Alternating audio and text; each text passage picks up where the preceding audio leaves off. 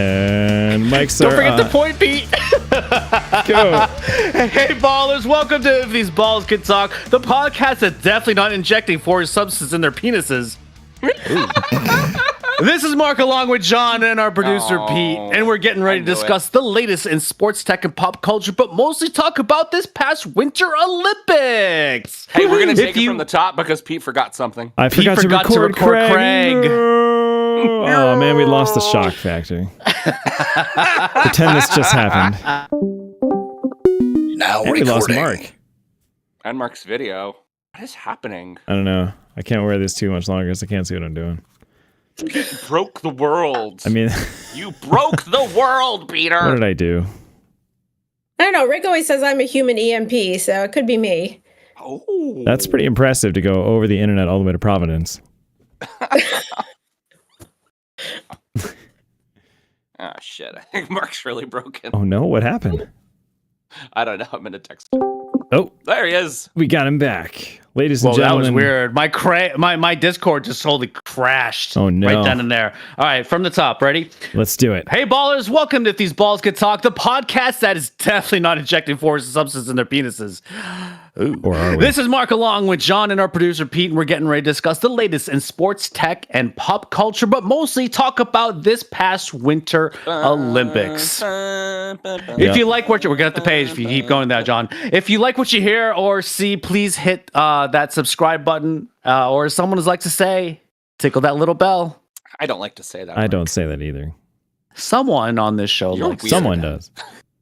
Anyway, joining us tonight is award-winning multimedia presence with an affinity for figure skating, and we're so lucky to have her on here. You can check out her Instagram at Jess_on_ice_skates. Did I say that right? I hope I said that right. Please welcome to the podcast, Mrs. Jessica Marshall. What's going on, Jess? Hi, guys. Hello. We're Hey, girl, very happy what to up? have you. We got a lot of Olympics to talk about. Oh, A yeah. lot of Olympics to talk about. But first, we're going to kind of catch up with everyone, because now, are you ready, Pete? Ish, yeah. It's time to Oh. talk about our balls. Hey, we got a song for that now. We're a lot tighter most days, Jess. I would say that. We're really not. We just started this little jingle. Don't worry, the jingle worked in the show. You just didn't hear it. Ah, okay. We didn't hear it? All right. John, how you been? We're such professionals. I love John it. is- I mean, you know. I am pretty good. The third yearbook club at Monte Cristi School was today, and that went pretty well. And then I left that and went right over to Jamie's new high school. I gave them money, so it's real now. Oh, it's official. You gave them money. That's always Gave makes them things money. official. I gave them money, so I didn't give them a lot of money. This one a little bit of money, so I Doesn't gave get them a more little real bit than of that. money. But they were very, very nice, and I was feeling Jamie's having a hard time with this decision just because a lot of her friends aren't going to go, and most of her friends. Oh, aren't gonna go yeah, there. I bet. And but it is the place I believe she wants to go to, and so that's what we're gonna do. And so Jamie's gonna go to LaSalle and Troy. We used to go past Hudson Valley Community College all the time because there was the only McDonald's was by there. Oh no, actually, and the only Taco Bell. And so we used to get bad food while we were skipping classes. I used to drive by HVCC all the time. And so, yeah, that's what we're going to do. I'm going to drive 20 minutes in the morning. I don't know how I'm going to do that yet. I was about to ask that. Is she can't bus? You got to drive her to school? Well, they do have a bus, but she's probably not going to do that. She could do city bus. She's probably not going to do that. I'm going to drive a bunch. We do have a friend who lives in the Albany area who's going to go, so that's going to be awesome. Okay. Maybe someone who is going to be on the show next week has a child that goes there. And so I'm excited by that. And let's see, what do we watch? The food's much better over there, by the way, now than when you were frequenting it all those Oh my years God. ago. They have one of my favorite burrito places right across the street. It's awesome. Ooh. That Oh, sounds you good. really Really? Yeah, and Delian Brew is really good, and the original Tipsy Moose is there. I like it very much. Troy's getting cool as hell, man. Cool kids. The cool kids live in Troy. It's pretty much Brooklyn now. It's pretty much Brooklyn. It's like Brooklyn Light, right? Right, Jess? Brooklyn Light. Yeah. Brooklyn. Brooklyn Yeah, North. because it's not as expensive as the real Brooklyn, right? No, it is. Getting there. It's getting there. I mean, Troy. but you have to have that authentic Brooklyn empty wallet experience. Yeah, the Ruck. No, so this is the perspective, Mark. The Ruck is nice now. When did that happen? The Ruck's nice now.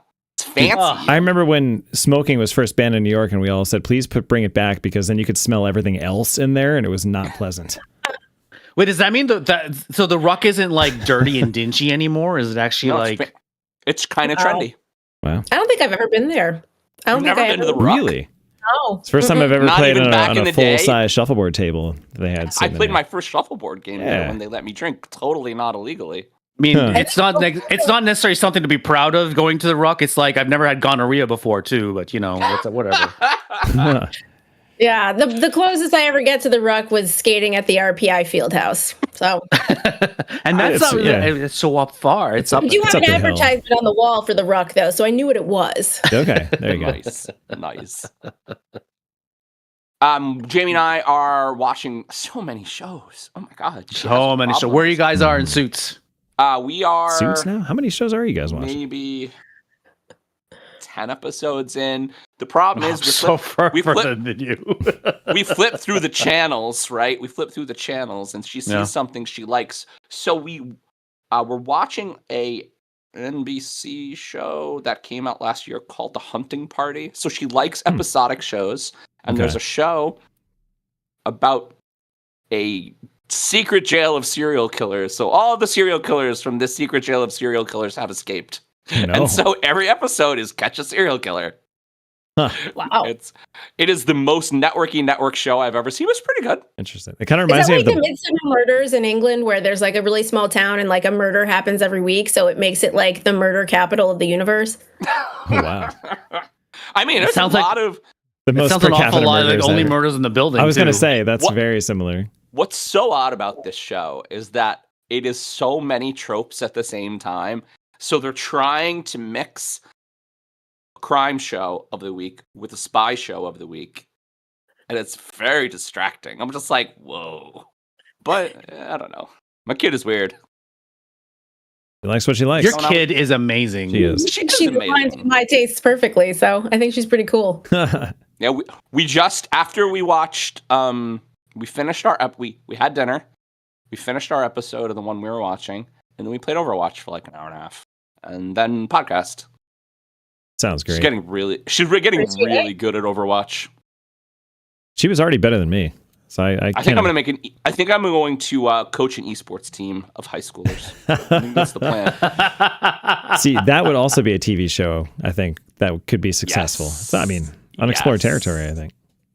I love this plan.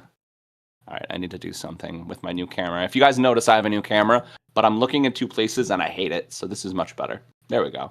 I fixed the problem. I mean, looks good to us. I don't know. And you guys are humongous now. Oh, you got your Thank big you. monitor set up too, right? Yeah, yeah. All right. Anyway, what's going on with you, Mark? It's been kind of an up and down couple weeks. By the way, happy belated birthday, John, as well. We talked about yeah. we talked about it last week. We did talk about it last time, but we still want to kind of wish I was already wish you a old. nice birthday. Unfortunately, speaking of old, I have a dog that turned 15 a couple months ago, and unfortunately, he's kind of been, I'm going to bum everyone out for a little bit. He's kind of taken a little bit of turn for the worse. He's I found this out. I took him to the vet this morning, and apparently, the vet seems to think he's going through a little battle of dementia, which I did not realize that dogs can do. Oh no. Yeah, he every now and again I find him in like stuck in a corner, and he just like for whatever reason just stays there. Poor guy.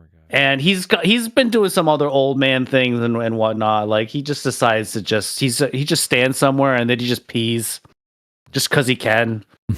Granted, when I get to be an old man, I'm probably gonna do the same exact thing. So more power to him. But it's I mean, that's he's, 105 in dog years. So yeah. He's had a pretty good life, and while he's not the same right now, I mean, he's still a pretty good dog. So, it's just kind of dealing with the new normal.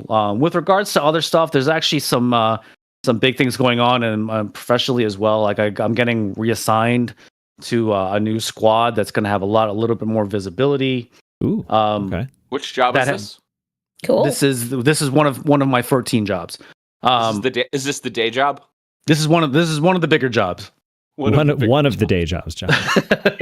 So listen, I am saying it kind of online right now, and while we're live streaming, it's not 100% official just yet, although it will be relatively soon. The move from my official mark. It's officially. I've officially moved from my former team, but they just haven't announced the new team that I've gone to. So has he trademarked that yet? No, I've actually pointed this out to my boss. Like, so all these announcements that just came out today, it sounds like I'm homeless right now. Like I don't have a job. Hopefully they'll fix that pretty soon. Yeah. But I still have a job, thankfully. I still have 47 jobs. But it's onward and upward. So we'll see where this goes. It's like I said, it's going to be a little bit more front facing, and there's going to be a lot more eyes on it. It's for a very, very big financial part of this new job. But everything else, like, listen, I've as you guys have kind of known from previous episodes, I've been dealing with a little tennis elbow with the snow. All the snow that we've had, though, like the world just shut down. So that includes no pickleball for this week. So I've had an opportunity. I've had an opportunity to rest my elbow, which is good. It's been feeling a lot better lately, and I'm ready to kick ass next week. So that's what's going on with me. I think you just Pete, went. How about you? You just went at it too hard to start with this pickleball thing. Nonsense. That's what she said. Not too much. I mean, we even with the toddler, we did manage to squeak in a home improvement project last weekend. Well, actually, it was 2 weekends ago, and we finished it up kind of last week. Does he have his own power drill yet, Pete? Because he does have his own tool bench, which he has taken. I was wondering where half of his Duplo Legos were, and then I found them inside the toolbox or inside the tool chest. So there you go. That makes sense. It's a good guy. Yeah. I was like, where's this race car part? Oh, there it is. Okay.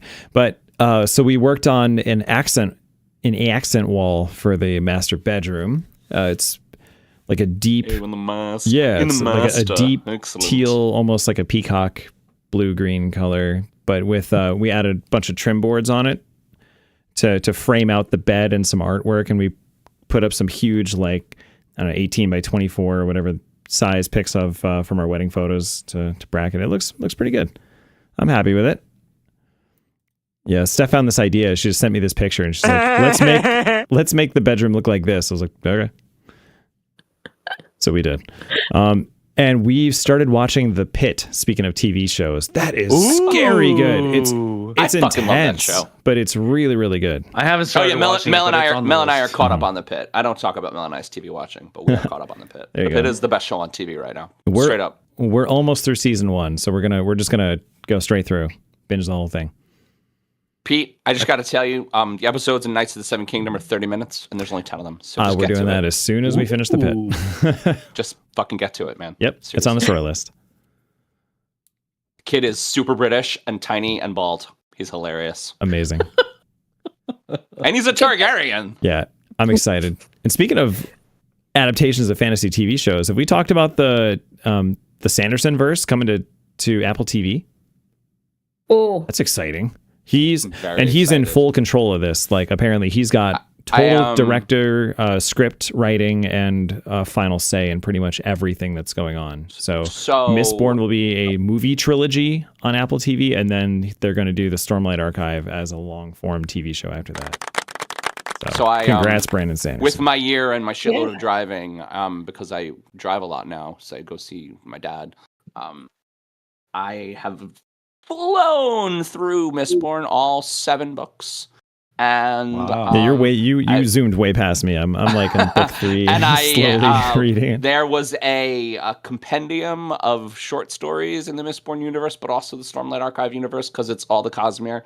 So I went through that whole compendium, and now I've started the Stormlight Archives, and I'm probably 200 pages into that. And I want to be prepared for this because I have fallen into a Brandon Sanderson rabbit hole. Straight up. It's got a great writing style.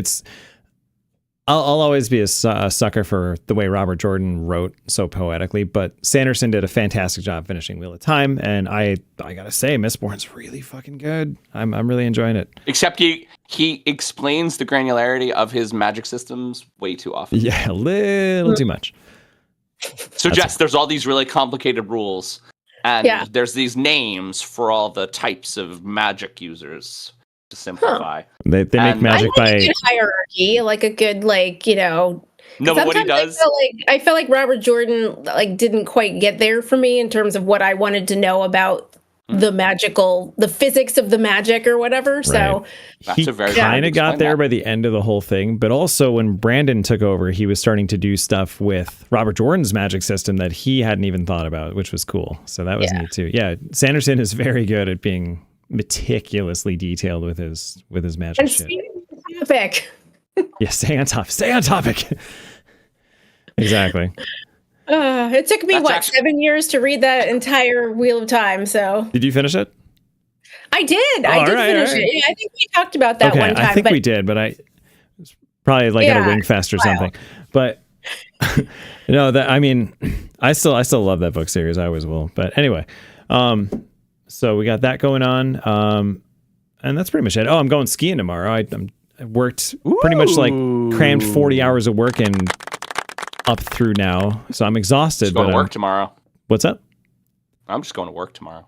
That's what I always say about skiing. Even if the conditions are terrible. I'm going to get hibachi with my father-in-law. Yes. I got to get hibachi with your father-in-law? I have to watch Liam while Steph has hibachi with her father, so I will miss out. Wait, why can't Liam go to hibachi? He's scared of it. Incident with the fire last time. He was not impressed. It wasn't an incident. It's not an incident. I know. I'm playing it up. Incident means he's on fire. He was not on fire. But the way he screamed, you might have guessed it. Oh, we just didn't want to be there. I'm playing this up for dramatic purposes here. All children are scared of hibachi. There is a whole topic of videos of it on the internet. Is it really? Oh my god! Of course. All children are scared of hibachi universally. All right. Is it like cats and cucumbers? For me, it's not fire so much as the chef squirting the stuff into my face. That's kind of scares me.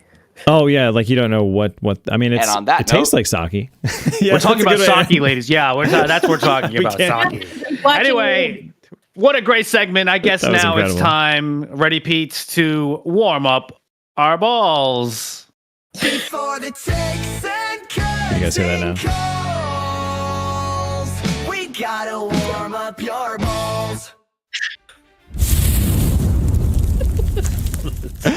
During this segment, Pete will spin the wheel. That will randomly select a question for our guest to answer. Are you ready, Pete?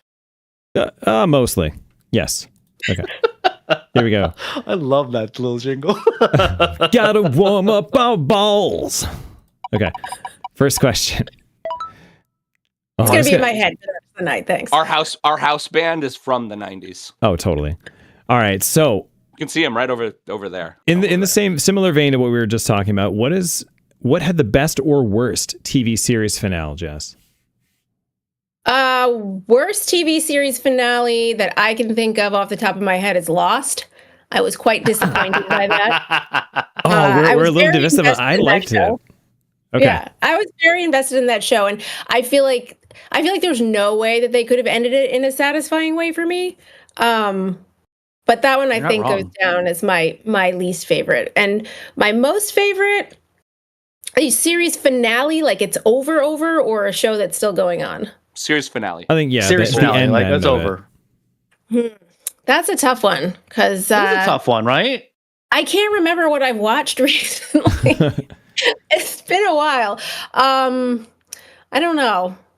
You might have to come back to me on that. I'll think of it. I'll tell you. I'll tell you one. This was a relatively recent series finale. I liked The Big Bang Theory, how they kind of wrapped that one up at the end, because they were all in Norway, where Sheldon was accepting his Nobel Prize, and he was saying thank you to everyone and whatnot. It was I thought a phenomenal moment in the show, and then the very last scene is them all eating Chinese food in the apartment. I thought that was a great way to end that series, even though some people might think that it's still going on with the whole, like, all the spinoffs that they're doing. There's another spinoff Big Bang spinoff coming out, I believe, in a couple months or something like that, based off of Stewart's life. But I really liked that series finale. You know, I thought of it. I thought of it while you were talking. I have not actually seen all of the Big Bang Theory, just episodes here or there. But the show I think most recently that I felt had a great conclusion was Ted Lasso. I recently rewatched it with my daughter because we actually went to London this summer and saw, like, you know, some of the parts in Richmond where it was filmed. And so I jumped back into it and watched it again. And I was like, you know what? The first time I thought it was pretty good, but it held up on the second time. So I think that's probably my answer. I like how they tied that a bow. Can I ask a follow-up question? So it was ended great. Everything tied up. Yes. Oh, John, yes. This is exactly where I was going to go to. However, they just did that little, and I like the idea of Ted Lasso running a women's team. I like the idea of season 4, but does it kind of cheapen the show a little bit? You know, I was struggling with that, I think, but I think the show is in such good hands and that it hasn't misstepped so far. No. The characters are beloved. They have great chemistry. You know, I think it's not going to ruin it. Keely's my favorite British person, I think. Who I love Keely. Yeah, Keely. Keely is my favorite British person. I thought they should have just left it alone. She had a British accent, and that threw me off. Oh no! She does not British in real life. That's terrible. No, really? She is. Oh, she was doing an American accent in something else. Yeah. She did American accent in the last Venom movie, and it just sounded weird. It's not the same person. It sounded so weird. And she was supposed to be this really smart scientist and whatever like that. And like I would believe that she could do that, but she was having an American accent. And it's like, no, you're Keely. You have this thick, like almost Cockneyed accent. It's fantastic. All right, questions. Come on, baby. Oh, let's go. I'm gonna cheat. The end of season 1 of Westworld, because honestly, past that, what was that show even? So if we just end the series there. What's Westworld? I don't. No, I'll take season 2. It doesn't exist. I'll take season 1 and 2. I know. Yeah, right. It's actually gone. Right. Nobody can even watch it anymore. Right. Now season 3 and 4. Yeah, we'll just forget that. Jesse from Breaking Bad shows up. I know. I think he's actually Jesse. Oh, that was another one that I thought. Breaking Bad was another show that I thought had a satisfying ending. Yes. I thought that worked really well. That whole series was fantastic, start to finish. I even will include the little movie they did because it was such a good continuation of it. Yeah, and I mean, honestly, everything Vince Gilligan touches is gold. I felt like that was just sort of a little bonus. I would watch anything he's made. Literally anything. We were just talking about it. I need to watch Better Call Saul. I haven't watched that either. And Pluribus, by the way. Pluribus, probably also one of the best shows on TV right now. Heard great things. Rhea Seehorn, she won Best Actress or Best Supporting Actress? No, Best Actress. She's the main in that. All right, next question. Next question. Here we go. What is the best or worst? There's a lot of best or worst here. Type of bread. Oh, best is sourdough. I just picked up a loaf of bread alone, sourdough. Love that stuff. I don't like bread with like lots of nuts in it, like or like crunchy bits. So anything that's like mixed nut, whole grain, Okay, I have a super important question for you, John. And I really love sourdough bread. But like a good roll of semolina Italian, are you kidding me? Oh, you're right. Sorry, I'm betraying my roots, honestly. I mean, my paisan on the show, and I'm like, wait a second, that doesn't sound right. Yeah, a piece of the, that really fresh Italian bread with, toasted with butter on it, or, doused in olive oil. Yeah, you're probably right. Do you guys go to Prinzo's? Not a sponsor, but you could be, on Delaware? No, I do not. Prinzo's, by the way, be turned into a city monument because they couldn't pay their rent. But they've been around for so long, and literally every Italian deli in the area, in Latham, in Del Mar, they all use Prinzo's bread because it's the best bread. Are they the bakery or are they that super Italian deli? They're the bakery. You're taking me to. Okay. And I haven't taken you to all of them yet. Jess and I live in a really blessed place of Albany. We have 1, 2, 3 Italian delis worthwhile. Like, go to them all. Within walking distance, yeah. Within walking distance, incredible, yep. Guys, I'm always going to be a fan of focaccia. I'll have focaccia all day and all night. Like, that's focaccia. It's light and airy, and You're light and airy. I love that. I am light and airy. I will say for toast, I love sourdough. I gotta give it up to the rye and pumpernickels though. Different. I love a good rye. Yeah, I like a rye too with a dip. You have to dip it in something. I don't like it plain. Yeah. So whenever I go out to breakfast, like a big like hearty diner breakfast, I order dry rye. Dry rye. Okay. You know what you can also do with With rye? some jam. You can put pastrami and sour.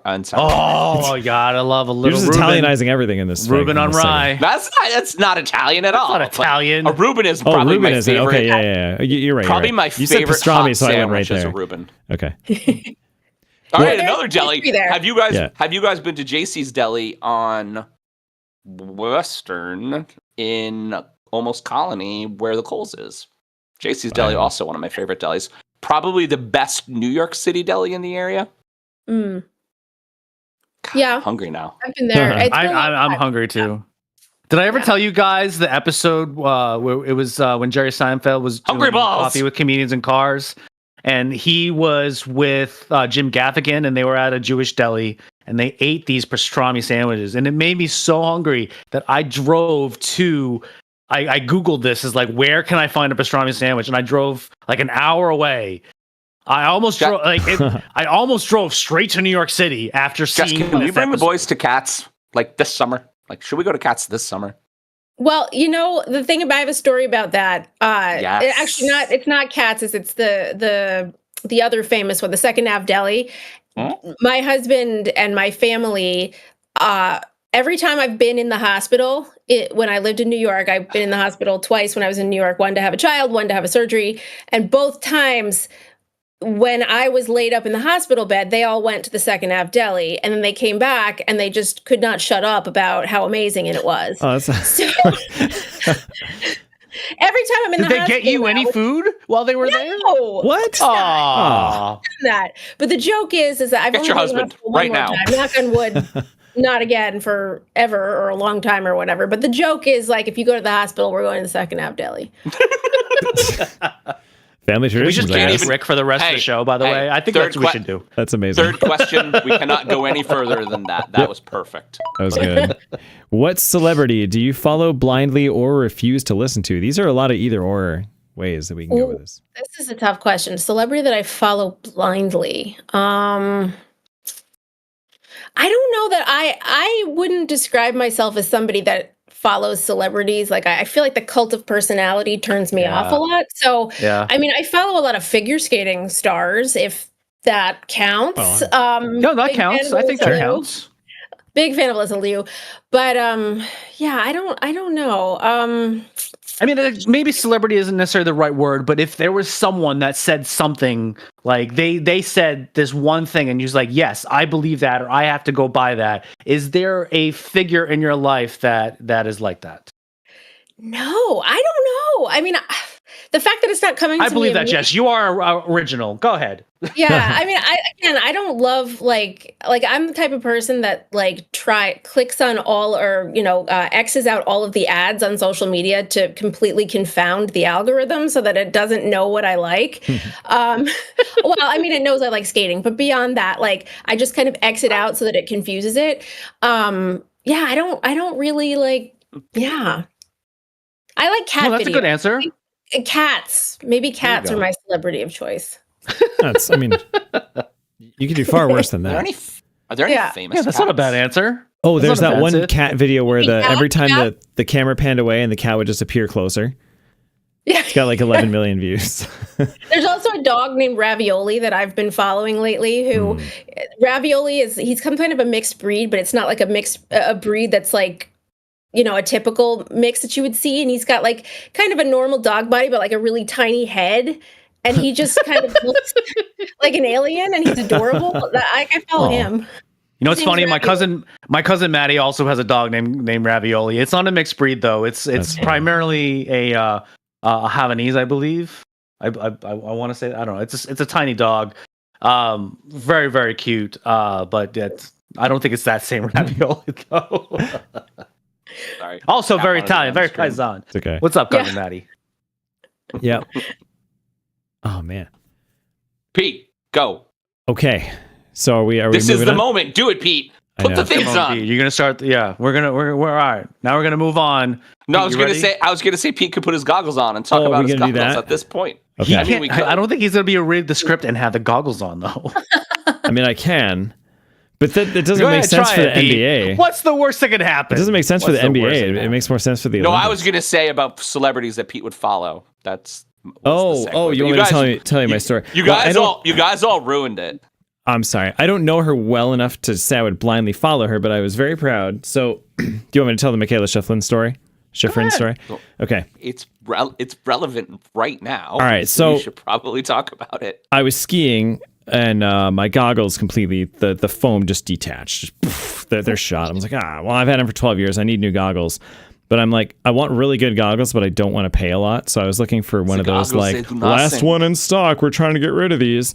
So I found a sports store in California that had these awesome Michaela Schifrin signature Oakley flight decks, which are freaking Pete, awesome. Explain to the people in the back who that person is. She is, if you've been living under a rock lately, she is not watching skiing. Right. This guy. Who doesn't watch skiing? You're not. Jeez.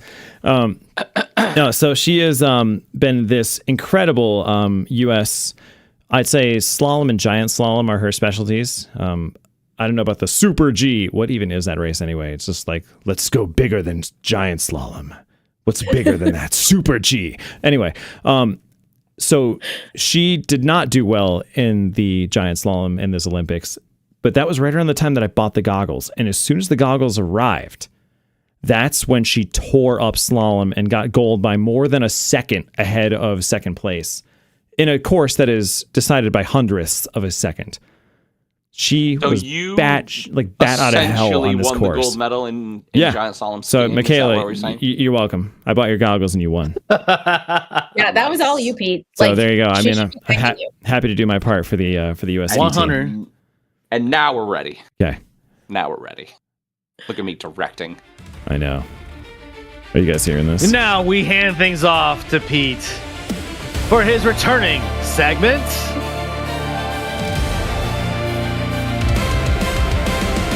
Mighty Morphin Power Rankings! All right.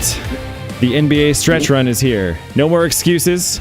Let's rank these balls. Starting at the top, the elite balls. We've got Oklahoma City at number 1. Even with Shai banged up, they just keep cooking. Next man up is not a motto, it's a warning label. Detroit's at 2. Yes, 2. Hey, laugh if you want, they're winning. The rebuild hit fast forward and nobody told the league. San Antonio, already scary. This is not development anymore, it's a problem forming in real time. Boston continues to be annoyingly excellent at 4th. Deep, calm, unbothered. Can someone at least inconvenience them? And we got the Knicks at 5. This hurts John spiritually, at least I think. But the blueprint is clear. Brunson, Cat, structure, the ceiling, it's real. All right, moving down a tier to the big ballers. They're still pretty damn good. Cleveland is quietly stacking wins like nobody's watching. Dangerous. Houston plays like they chugged 3 energy drinks before tip-off. Absolute chaos. Denver still has that flip the switch aura, but sometimes the switch sticks. Ugh. Minnesota will suffocate you defensively, but then forget how to score. They've got mood swings. And the Lakers. Lakers championship flashes mixed with what am I witnessing here? There's no middle ground for them. All right, so we go down another tier now to bouncing balls. They're up, they're down, they're all over the place. Toronto, Phoenix, Orlando, Philly, Miami. They're all talented, all inconsistent, all capable of earning someone's playoff hopes and then losing in 5. And now down one more to the flat balls territory. Can we please call this the deflated balls? Golden State. The dynasty is only an echo now. Bye-bye, Golden State. Charlotte, vibes only. Portland, rebuild energy. Clippers, talented and confusing. And Atlanta, offense explodes, defense disappears. Sounds a lot like the Houston Texans in the NFL. And finally, tanking balls. Hey, I gotta have some kind of correlation with what I actually know here. All right. Milwaukee is in panic mode. Memphis is in survival mode. Chicago's stuck in purgatory. Dallas is allergic to defense. And Utah is rebuilding loud and proud. And a new bottom of the rung, Sacramento. Yep, the reset button is blinking. Beep, beep, beep, beep, beep, beep, beep. Okay. That's all I got. So I'm going to put this on the screen now because you guys haven't gotten to see it. How can I zoom So this in more? a little peek behind the curtain. John is the one that did these power rankings, and I was the one We're that did them alternating. the week before. So this is the fun part. So this last week was your week, Mark, and now this is John's week. If you notice that John put the Knicks up a tier because he didn't like the fact that I put him in the secondary tier. They have the 5th highest record in basketball. I don't even understand what the fucking question is. And they went on like an incredibly long losing streak in January. They were like the 3rd team for 3 fucking months. And they got injured. They lost their 6th man, and they have now gotten a new 6th man, who I can't stop talking about. Jose Alvarado makes me incredibly happy. But let's not make this a Knicks rant because I know how much Mark loves that. I'm sure there'll be at least 2 or 3 of those before the end of the show anyway. We'll talk about any NBA team, and then John will somehow bring up the Knicks again. It's Listen, bro. I have a problem. He is the stereotypical New York fan. Listen, in a real way, the NBA is almost as bad as the MLB. I don't see a world where Oklahoma City loses. I don't see any team. They're hurt right now. They're hurt. That doesn't fucking matter. The Dodgers were hurt all year, and they won every playoff game. Who cares if they're hurt? Well, the Dodgers have... Yeah, the Dodgers have paid like $50 million for all the best players now. And by the way, is Oklahoma still winning even despite the injuries at the moment? Or yes, they are still winning. Putting even them despite number one based on 500 their team potential? right now. No, they're winning consistently. Well, they're winning despite the MVP, the perennial MVP, being injured for I don't know how long it's been injured for, but a while. Yeah. So, and by the way. So another thing that's very bothersome to me as a Knicks fan is that the Knicks have a winning record against almost every plus 500 team that they played except for Detroit, who happens to be in their division, and they're 0-3 against. They don't have any answers for Detroit. Well, they're same conference, on the same division. They're same conference, that's what I mean. Yeah. And no Detroit is probably going to be the overwhelming number one, although they're a young team. They did make it kind of far last year in the playoffs, but there's an unwritten rule in the NBA. You can't win until you lose. So a lot of teams don't win a championship. Counterintuitive, Mark. Yeah, a lot of I know. Well, the thing, like, a lot of teams don't win a title until they lose, like in the finals or something like that. That's what happened with the Celtics. So the Celtics lost to the Warriors in 22, and then they won a title in 24. And what happened last year, it's almost like a rite of passage in a sense. Hey, Mark, I was just wondering, like, what happened last year? I was just about to get that. The Oklahoma City Thunder was kind of did not follow that rule. They're a young team, and they were just so good, and they're very well coached that they went all the way to the title. Now, on another note, it's very hard to go back to back in the NBA because it's such a long season, especially when you get to the playoffs. I mean, a lot of times you're playing 9 months straight of basketball when you go from preseason to the title. So that's a lot when most teams don't do that. So it's a lot of wear and tear. I mean, we see the same thing in like hockey and in baseball. Well, the teams rarely go back to back these days. This rule, I think, is very real. Arena sports playoffs are a slog. They're all 7 games.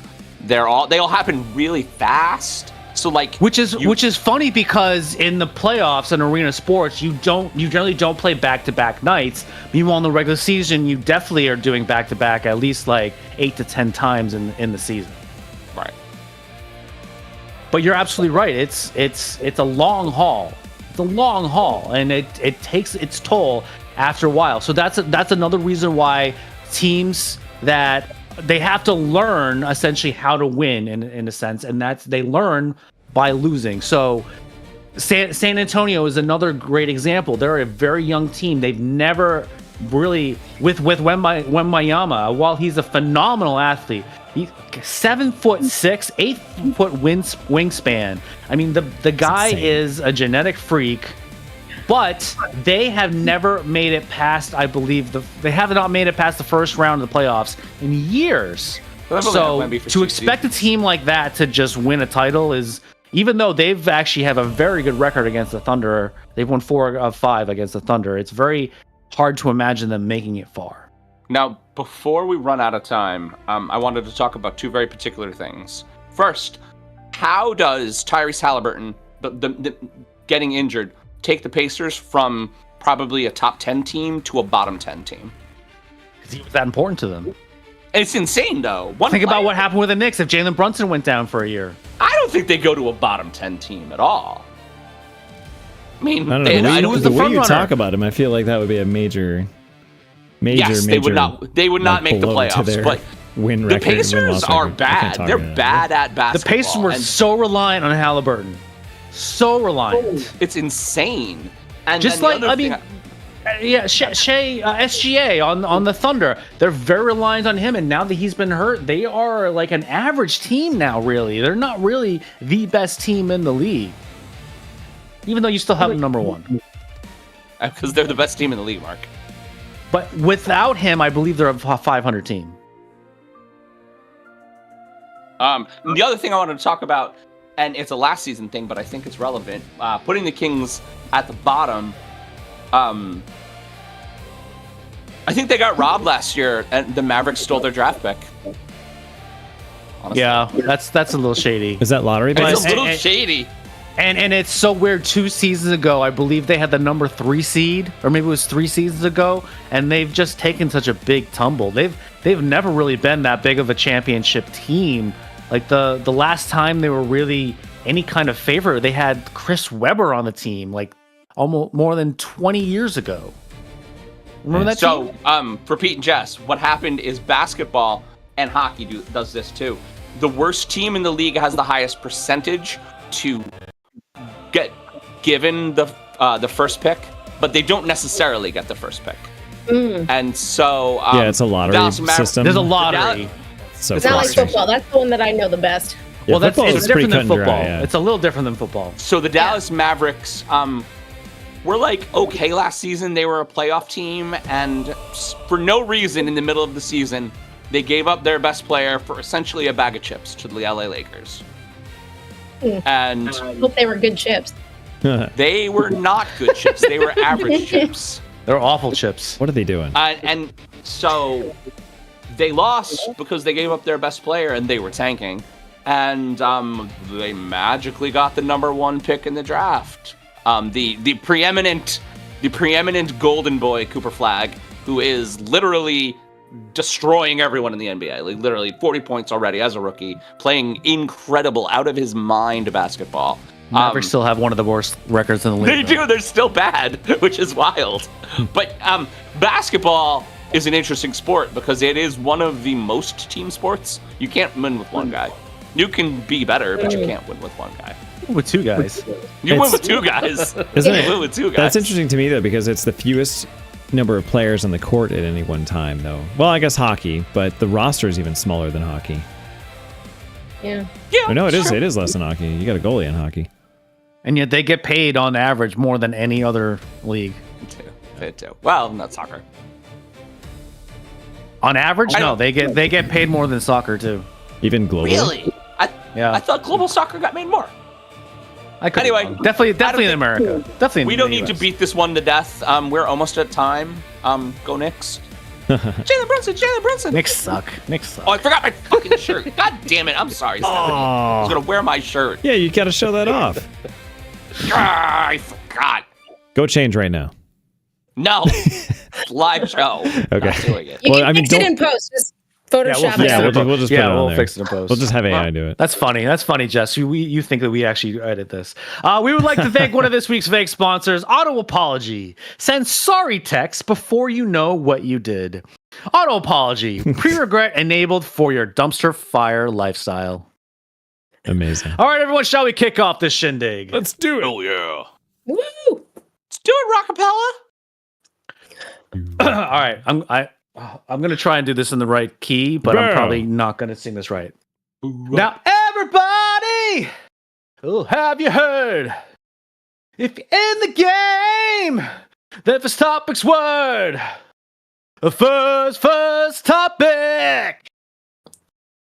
Nice. Wow, I actually didn't crack. The talk of the country currently Fantastic. revolves around the United States men's national hockey team.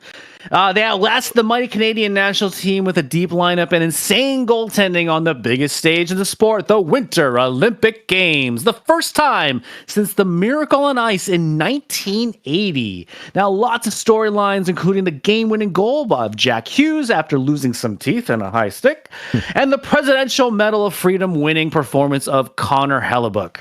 So, everyone, does the gold medal for the U.S. hockey team mean a shift in the perennial favorite for international men's hockey? No.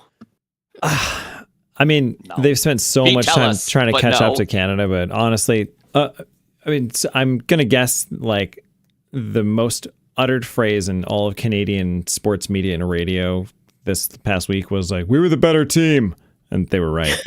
So, Well, the beer sucks. yeah. Oh no, Get that reference? Canadian bacon reference. I gotcha.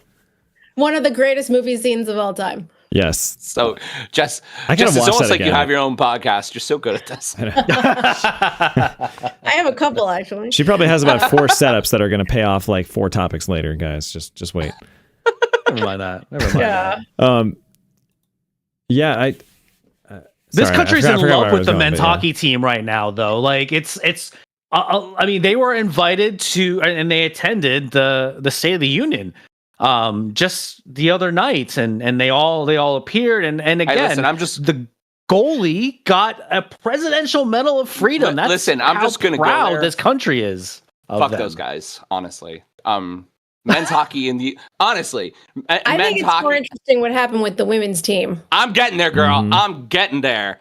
The women's team, just like soccer, has been more relevant, better for more years. They actually were the women- best team as well. They were actually the best team. They've been the with- best team. Yeah. They've been the best team for a long time. They've been good at the hockey program for the women have been good. And so Jack and Connor Hughes, I don't remember the brother's name. Quinn. Quinn. Quinn Hughes. Their mother is the coach of the women's team, and I'm sure everyone has heard the stupid fucking commander in orange. I was really trying not to go political on this. but I go mean, ahead, it's John. so political, Mark. We have to talk about Hey, it. His they made it conversation- political.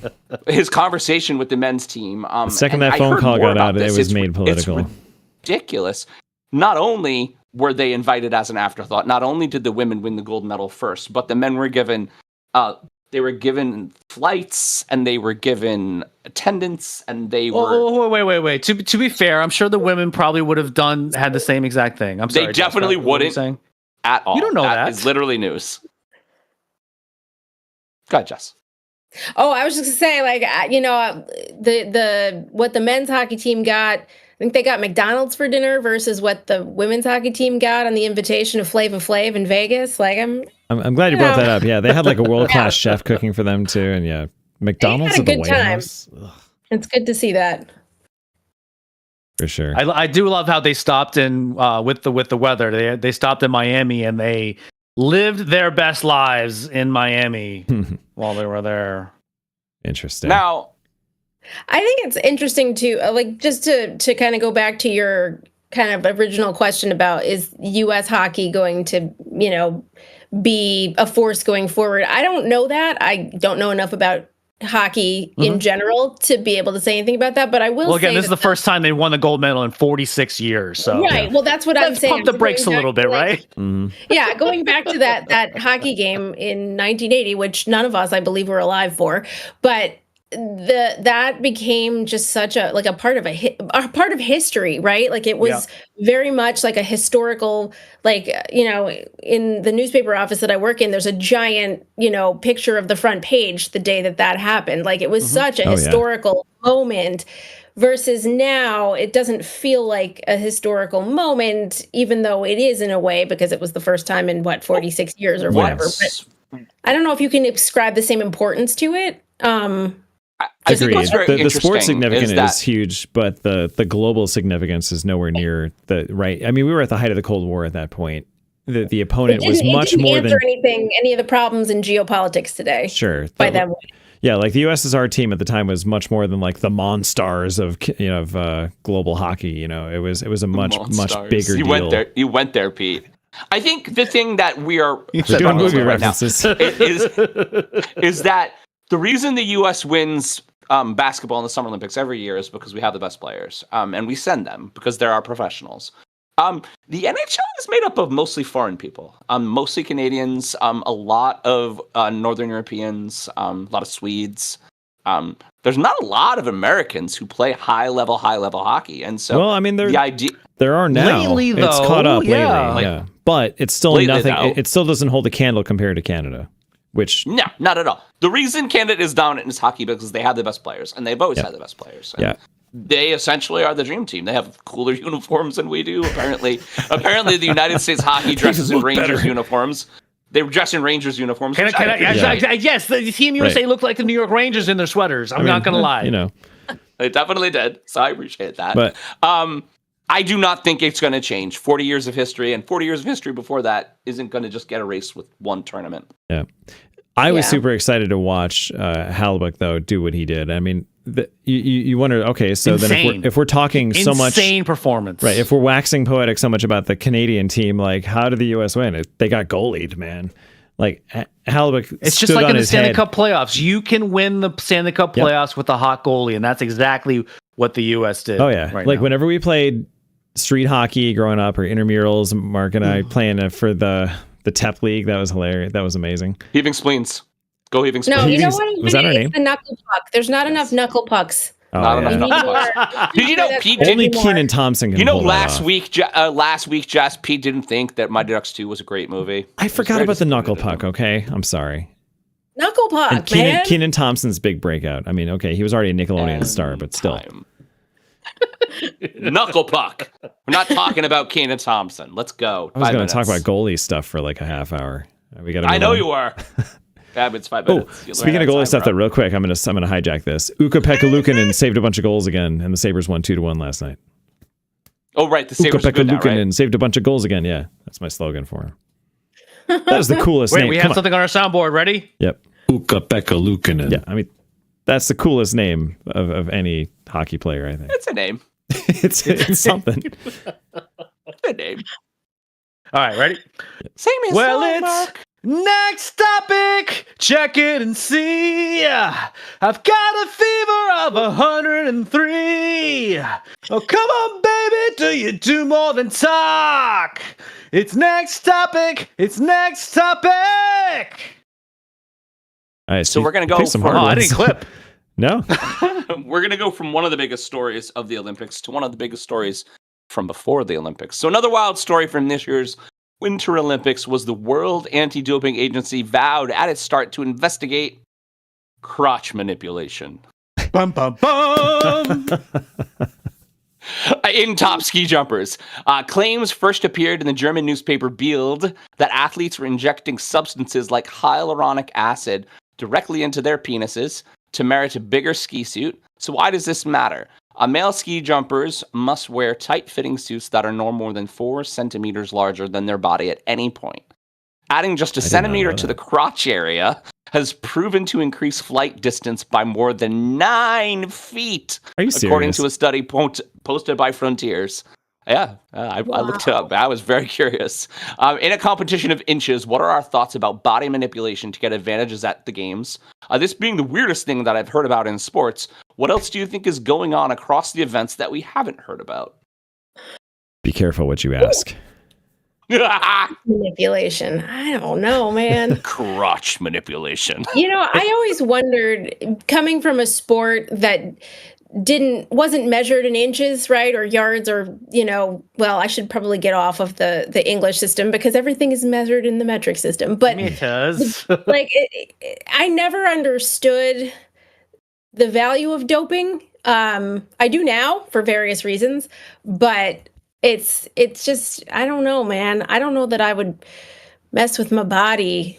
Everyone's going to try to find a little bit, just try to get themselves over the edge just a little bit, right? Especially when you're at that level. Like, a lot of people are very similar, and if you can find something that's technically within the rules, Yeah, Yeah. but You're not putting a needle near the twig for nothing. Sorry, guys. Yeah, I mean, like, I'm not. Is this like the meatloaf category? Like, I would do anything for an extra 9 feet on my jump, but I won't do that. Like, there's got to be some people that were just like, no, man, I'm out. I mean, have we reached the limits of the lengths people can jump in ski jumping that we would have to go there? Apparently not. Apparently, this is the next frontier. Apparently not. See, I thought that those facts would have just blow Pete's little physicist mind because the idea. Yeah, of, I was thought they were going to fight over like a couple inches or something, but I guess the idea of the additional lack of wind resistance, adding 9 feet to this thing that these people do, where they throw themselves off a mountain like a mountain, is insane to me. I can't believe that's a real. I can't believe it's a real stat. By the way, obviously someone measured that. If you were Frontiers is a legitimate research organization. Of injecting hyaluronic acid into your man bits, like, are there long-term? Yeah, like that's what I would be a little concerned about. I mean, what if you get a bad batch of the stuff or something? That's the question I have. How do you get it out? Does it just come out? I guess you just pee it out. How long does it last? No, but like if you did it once, like, do you have to do it before every jump? Do you have to do it every week? Well, like, I think, what is the? I think what you happens, just have to. You have to do it before you get outfitted, so that when they measure the clothes for your suit, it ends up being a little bit looser down there, so that way it's a smoother like curve or something. Bigger. We want more fabric, Pete, not less fabric. Right. Not to go back to another John Candy movie reference, but there can never be too many of those. But the movie about the Jamaican Cool Runnings. Right? Cool Runnings. Yep. That was my like kind of education about. I message Yeded Sanka to our friend almost every day. Almost every day. That movie was so iconic in so many ways and such a great, big, huge part of my childhood. But the reason I bring it up is the John Candy character, the coach, was, banned from the sport because he put weights in the front of his sled. Far cry from injecting hyaluronic acid into your penis, but, it's the same idea, I guess. One thing leads to another, I guess. Not surprising. One thing leads to another. I love this topic so much. So makes me so. How does the world? I mean, everyone's going to go to some agency. Yeah, like measure like that too. Like, do they just start like looking at everyone's balls now, and it's like let me see if they're. We got to measure. The story goes that the tailor who apparently works for the particular ski jumping team was literally changing the suits in front of the coaches, literally changing them, making them bigger. And it's so tightly controlled. And it's an insane, it's just an insane story. If they try to regulate that, sorry. Oh, sorry. Go ahead. No, you go. This is, yeah. What I really want to know, though, like going back even further, is like, who invented the sport in the first place? Like, who said, oh, this will be a great idea. We're going to vault off the mountain and fly. And how did that end up? And then if you look at it from, however far back its history goes to today, that's quite a wild ride. 1808. Yeah. According to the internet. What was the movie? And we're back to movie references. What was the movie with Taron Egerton about the ski jumping? That movie was was Eddie great. the Eagle, I think, right? Eddie the Eagle. That's a great film. I love Taron Egerton. I'll watch anything he does. Guys, if you ever have a chance to go up to Lake Placid and look at those ski jump towers, I don't think like watching the Olympics on TV, you cannot appreciate just the sheer holy fuck. Why would anyone go off that thing unless you look at it in person? I've been up there. Yeah, you've been at the top of that. Right. That's right. They let you up there. Yeah. It's very scary. Yeah, I shouldn't say this publicly because it might compromise my plans should this ever occur. Uh-oh. But my plan, if there's ever a zombie apocalypse, and I'm specifically talking about zombies, not general apocalypse, just zombies. My plan is to drive up the Northway to Lake Placid, get off 73, go all the way over to the ski jumps, and take the elevator up and close the elevator. And that's how I'm going to survive the zombie apocalypse, because the zombies can't climb up that far. And up at the top, if you've ever been there, there's like a full, like there's a kitchen, there's bathrooms, you can live up there. Oh, you've thought about this. Okay. Yeah. I mean, it wasn't my original idea. I have to give credit to somebody else, but I have expanded on it. So that's a great. I love this plan. That's awesome. Yeah. Done. I like it. Done. Zombie apocalypse. Amazing. I love it. Got to end on a zombie apocalypse, don't we? And the timer just went off. And we were not going to get better than that. The timer just went off. So I know. All right, ready? Yep. Well, here I am. Rock you like next topic. Come on, come on, come on. Here I am. Rock you like next topic. I think these are the most. Rock you like next topic. I think these are the most ambitious songs you've chosen yet. This is all right. Oh, I forgot to actually What mention year is the this? theme. The theme of these are songs from the movie Blades of Glory. Oh, Since we're going to be okay. talking a lot of figure skating. Gotcha. Forgot to mention that. That's a good. I All like right. it. So the odds on what was favor it? for Wait. Jess, what was the name of the move that he didn't get to do until right at the end? It had a special name In the movie? in the movie. the Flying Lotus? I believe, right? The yeah. Iron Lotus. Iron Lotus. The Iron Lotus. I love it. Not to be confused with the Pamchenko twist, which is from The Cutting Edge, which is another iconic figure skating that's- movie. You'll have to explain to us Both what the moves differences entirely are. physically impossible, but that's another story. All right, the odds on favor for gold in men's figure skating was Ilya Milinon, also known as the Quad God, for his unprecedented ability to land quadruple axles. He's attained multiple wins in other international competitions and even holds world record scores in other singles competitions. But the shit hit the proverbial fan in Italy, with Milinon falling multiple times and ultimately leading to an 8th place finish. So everyone, why do we think the Quad God performed so poorly in Milan Cortina? But mostly Jess. Yeah, take it away, Jess. Okay, so if anybody I feel like everybody who was watching that, who is a figure skater, knew exactly what was going on and how it was going to unfold. And I did write about this for the Times Union, and it got picked up by Yahoo Sports. Congrats, by the way. There's a very visceral science behind this, right? So you could be the most talented human being on the planet at whatever you do, but if you go out onto the ice and you let your fear response get out of control inside your body, without going through the biological mechanisms, but basically inside your body starts to divert blood and energy from the parts of your brain that control, fine motor skills and cognition, and you basically revert to your instinct. So you could conceivably forget how to skate when you're out there. And I mean, I don't want to say that Ilya Milinon forgot how to skate, but the yips, exactly. It's kind of like that. It's what Simone Biles went through as well, where you just suddenly don't know where you are in time and space. And very dangerous when you're spinning at an incredible speed with blades on ice or in gymnastics on a vault. Well, and I think twisting, flipping, all of that once he falls once and then he falls twice, then it just starts to get very bad. That kind of fear snowballs. Yeah, and you can't. It's really it's really hard to get back on top of that. And I think it was made worse by the fact that he's never really had that happen to him before, at least not on this really grand stage. So people are looking at it and saying, "Oh, he failed. He it was a disaster. It was terrible." I'm like, no, he's just a human being, right? And he just was having a very human experience. It doesn't, for me, take away from any of the quality of his overall skating and the physical boundaries that he's pushed in the sport, the history that he's made. He just let fear get the best of him, and Jesus Christ, he's only 21. I was gonna ask, was this his first Olympics, or was he in the previous? Okay. He was not in the previous Olympics. He was not chosen for the team. There's a whole bit of story behind that. I think he did say at one point, the cameras kind of caught him saying, "Oh, this wouldn't have happened to me if I had gone to the Olympics in 2022." But possibly. It's possible. Yeah, it is more possible. experience. Experience. But the point is that I don't see this as a failure. He just had a bad night. Just learning experience, right? Can you explain for the people, for the listeners, how scoring in figure skating works, and specifically when you miss a skill, what happens?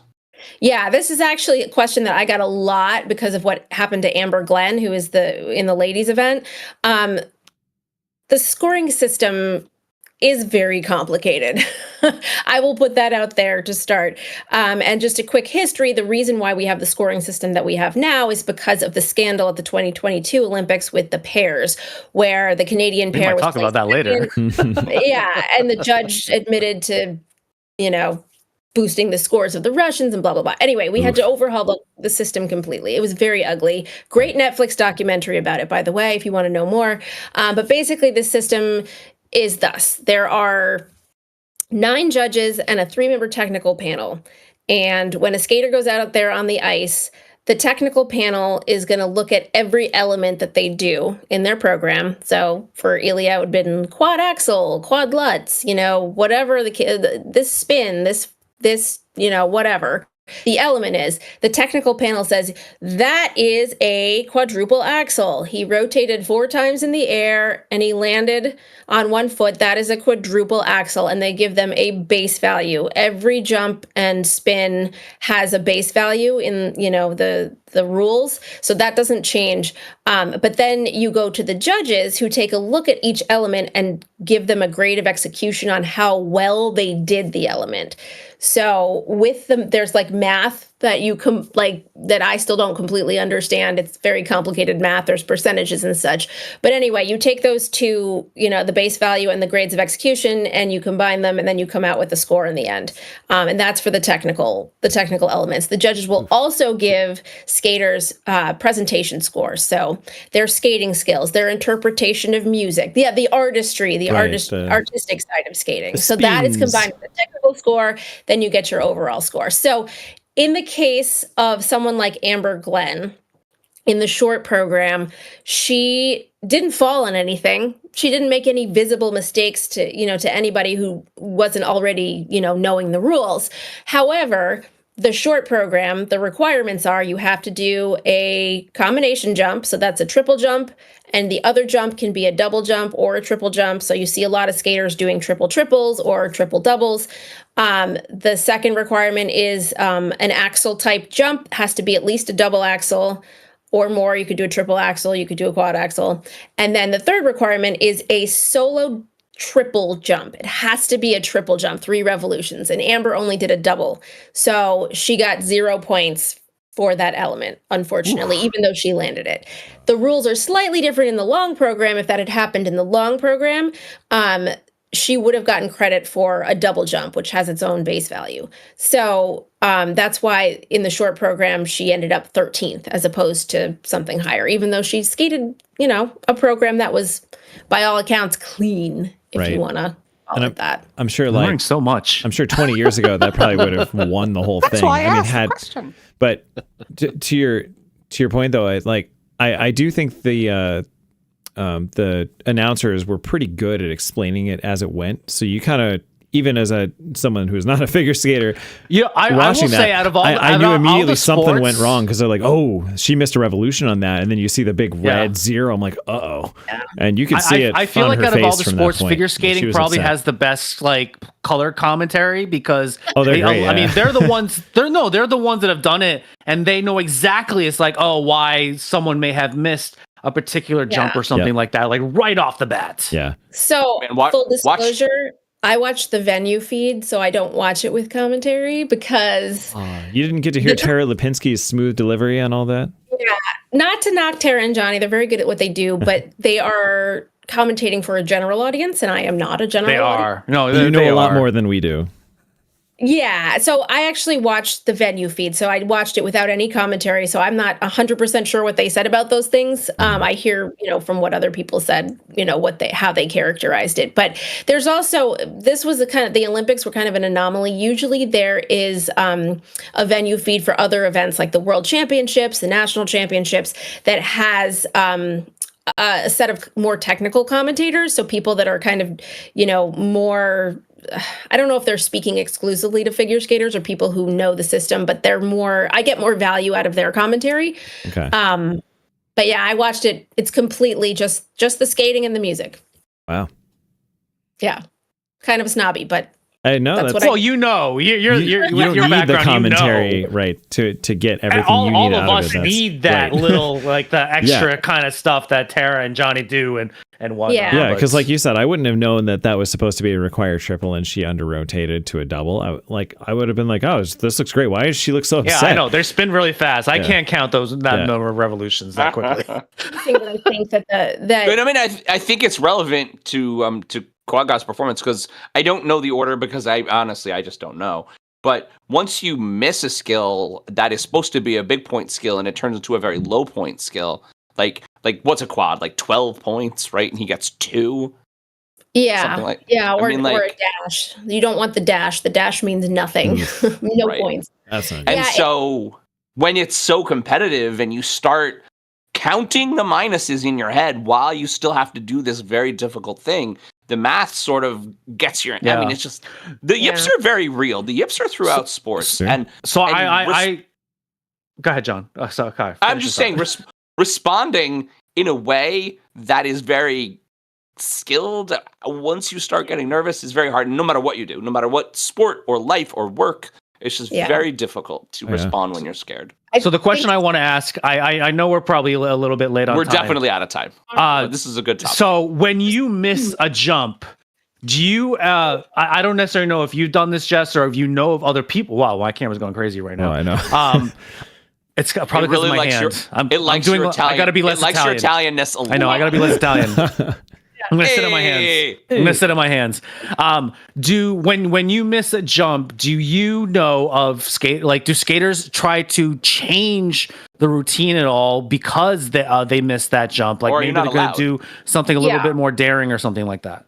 Yeah, so that depends on whether it's the short or the long program. I think the most often case for the short program, because it's just you get those 3 jumps and that's the jumping passes and that's it. Sometimes what will happen is the skater will attempt, the combination is the earliest jump in their program and say they bobble on the first jump. The most often thing that they will do is they'll stick the combination on the planned solo triple jump, right? So the first jump will count as your solo triple, and the later jump in your program would count as the combo. And in the long program, you have a lot more leeway. The long program, you can do a maximum of 7 jumps. So you can mix and match, I guess, for lack of a better term. And skaters will train for that too. They'll train for the contingency plans. So they won't, nothing will come up on them like that they haven't trained for, right? I mean, there are always situations where maybe people get desperate and they throw in something that they weren't, hadn't planned. But for the most part, these skaters train for that because they know that is a possibility, right? You could flub your first jump. You want to get, the maximum number of points because why wouldn't you, right? You always want to kind of get a higher score. You want to get the most out of your score. So that's what they train for. Right. Gotcha. It's a very good question, and we're at time. Love it. We're beyond time. Don't worry, we have more figure skating for everyone. That's all good. I don't want to close my eyes. I don't want to fall asleep because I miss you, babe. And I don't want to miss the next topic because even when I dream of you, the sweetest dream will never do because I miss you, babe. And I don't want to miss next topic. Nicely done, Mark. Love it. So we're going to go. Jess, I don't karaoke anymore. This is how I get my karaoke out now. So let's go from the man with fear to the women without fear. I think it's time to talk about what we're all here for. Alysa Liu winning gold in the women's single figure skating with a final total of 226.79 points. Liu bested strong rivals like Japan's Korei Sakamoto and Emi Nakai. It was a historic victory as it marked the first time an American woman has won Olympic gold in figure skating singles since Sarah Hughes in 2002. Just tell me if that's wrong. No, that's right. Liu entered this Olympics after coming back from a brief retirement after she won the 2025 World Championships. So it was clear that to many, and I heard this from many color commentators, we've been talking about that this version of her didn't seem frazzled by the moment at all, jumping with ease in the free skate that won her gold and in the celebration gala that followed. So we'd like to know, Jess, from someone who knows better, besides being beautiful and effortless, what about Liu's performance made it so special? Also, what does her gold say about U.S. figure skating, the state of U.S. figure skating right now? Okay, lots to talk about here. First, I think the first part of your question, what was so special about her performance? I mean, she was just like, I've never seen a performance that was so joyful and so effortless than that performance. Like you just you were smiling on the inside and the outside. It was just so Dick Button used to say effervescent. That was like his compliment for skaters. Like, she's so effervescent. Like, it was just all that in a bag of chips. And I think even more than that performance, what it represented, I think, is a real potential culture change in figure skating. In that, like, everybody's so focused on winning, like win, win, win at all costs. But you get people like Alysa Liu who go out there and they are just like, I literally do not care if I win. Yep. I She said as just want much. to be out here. Like, I think she said she wanted to share her art, is kind of how she phrased it. Like, she's like, I do not legitimately care about the result of this competition. I love skating. I want to show you that I love skating. And like, I don't think a lot of I think athletes in general, I don't want to say every athlete in every sport, but like, I just feel like the focus on winning is just so destructive for so many people and contributes to that type of fear response that we saw in Ilya Malinin, like, where he's like, well, I have to win. Like, everybody says I'm going to win, so I have to win. That's an enormous amount of pressure. And for Alysa Liu to come back from a retirement and just fully like be okay with that and be in the moment, and it's revolutionary. The like, reels from the women's figure skating social media, Alyssa, her teammates, her friends were just joyful. Everything that came out of the Olympics that had her in it made me smile. Yeah, it was a lot of people that follow skating have said the same thing that I have felt, which is just like, I have never been this energized by figure skating, watching figure skating in my life. Like, I remember when I was a kid, I would be, with like Nancy Kerrigan and Michelle Kwan and to a lesser extent, Tara Lipinski. I wasn't a huge fan of her skating, but I just, like, I remember it's like that magic feeling that you had when you first fell in love with skating. It's like, oh my gosh, like, what can would we Brian all get a little bit of this? Yeah, I don't mean to just he was certainly kick an ass or two.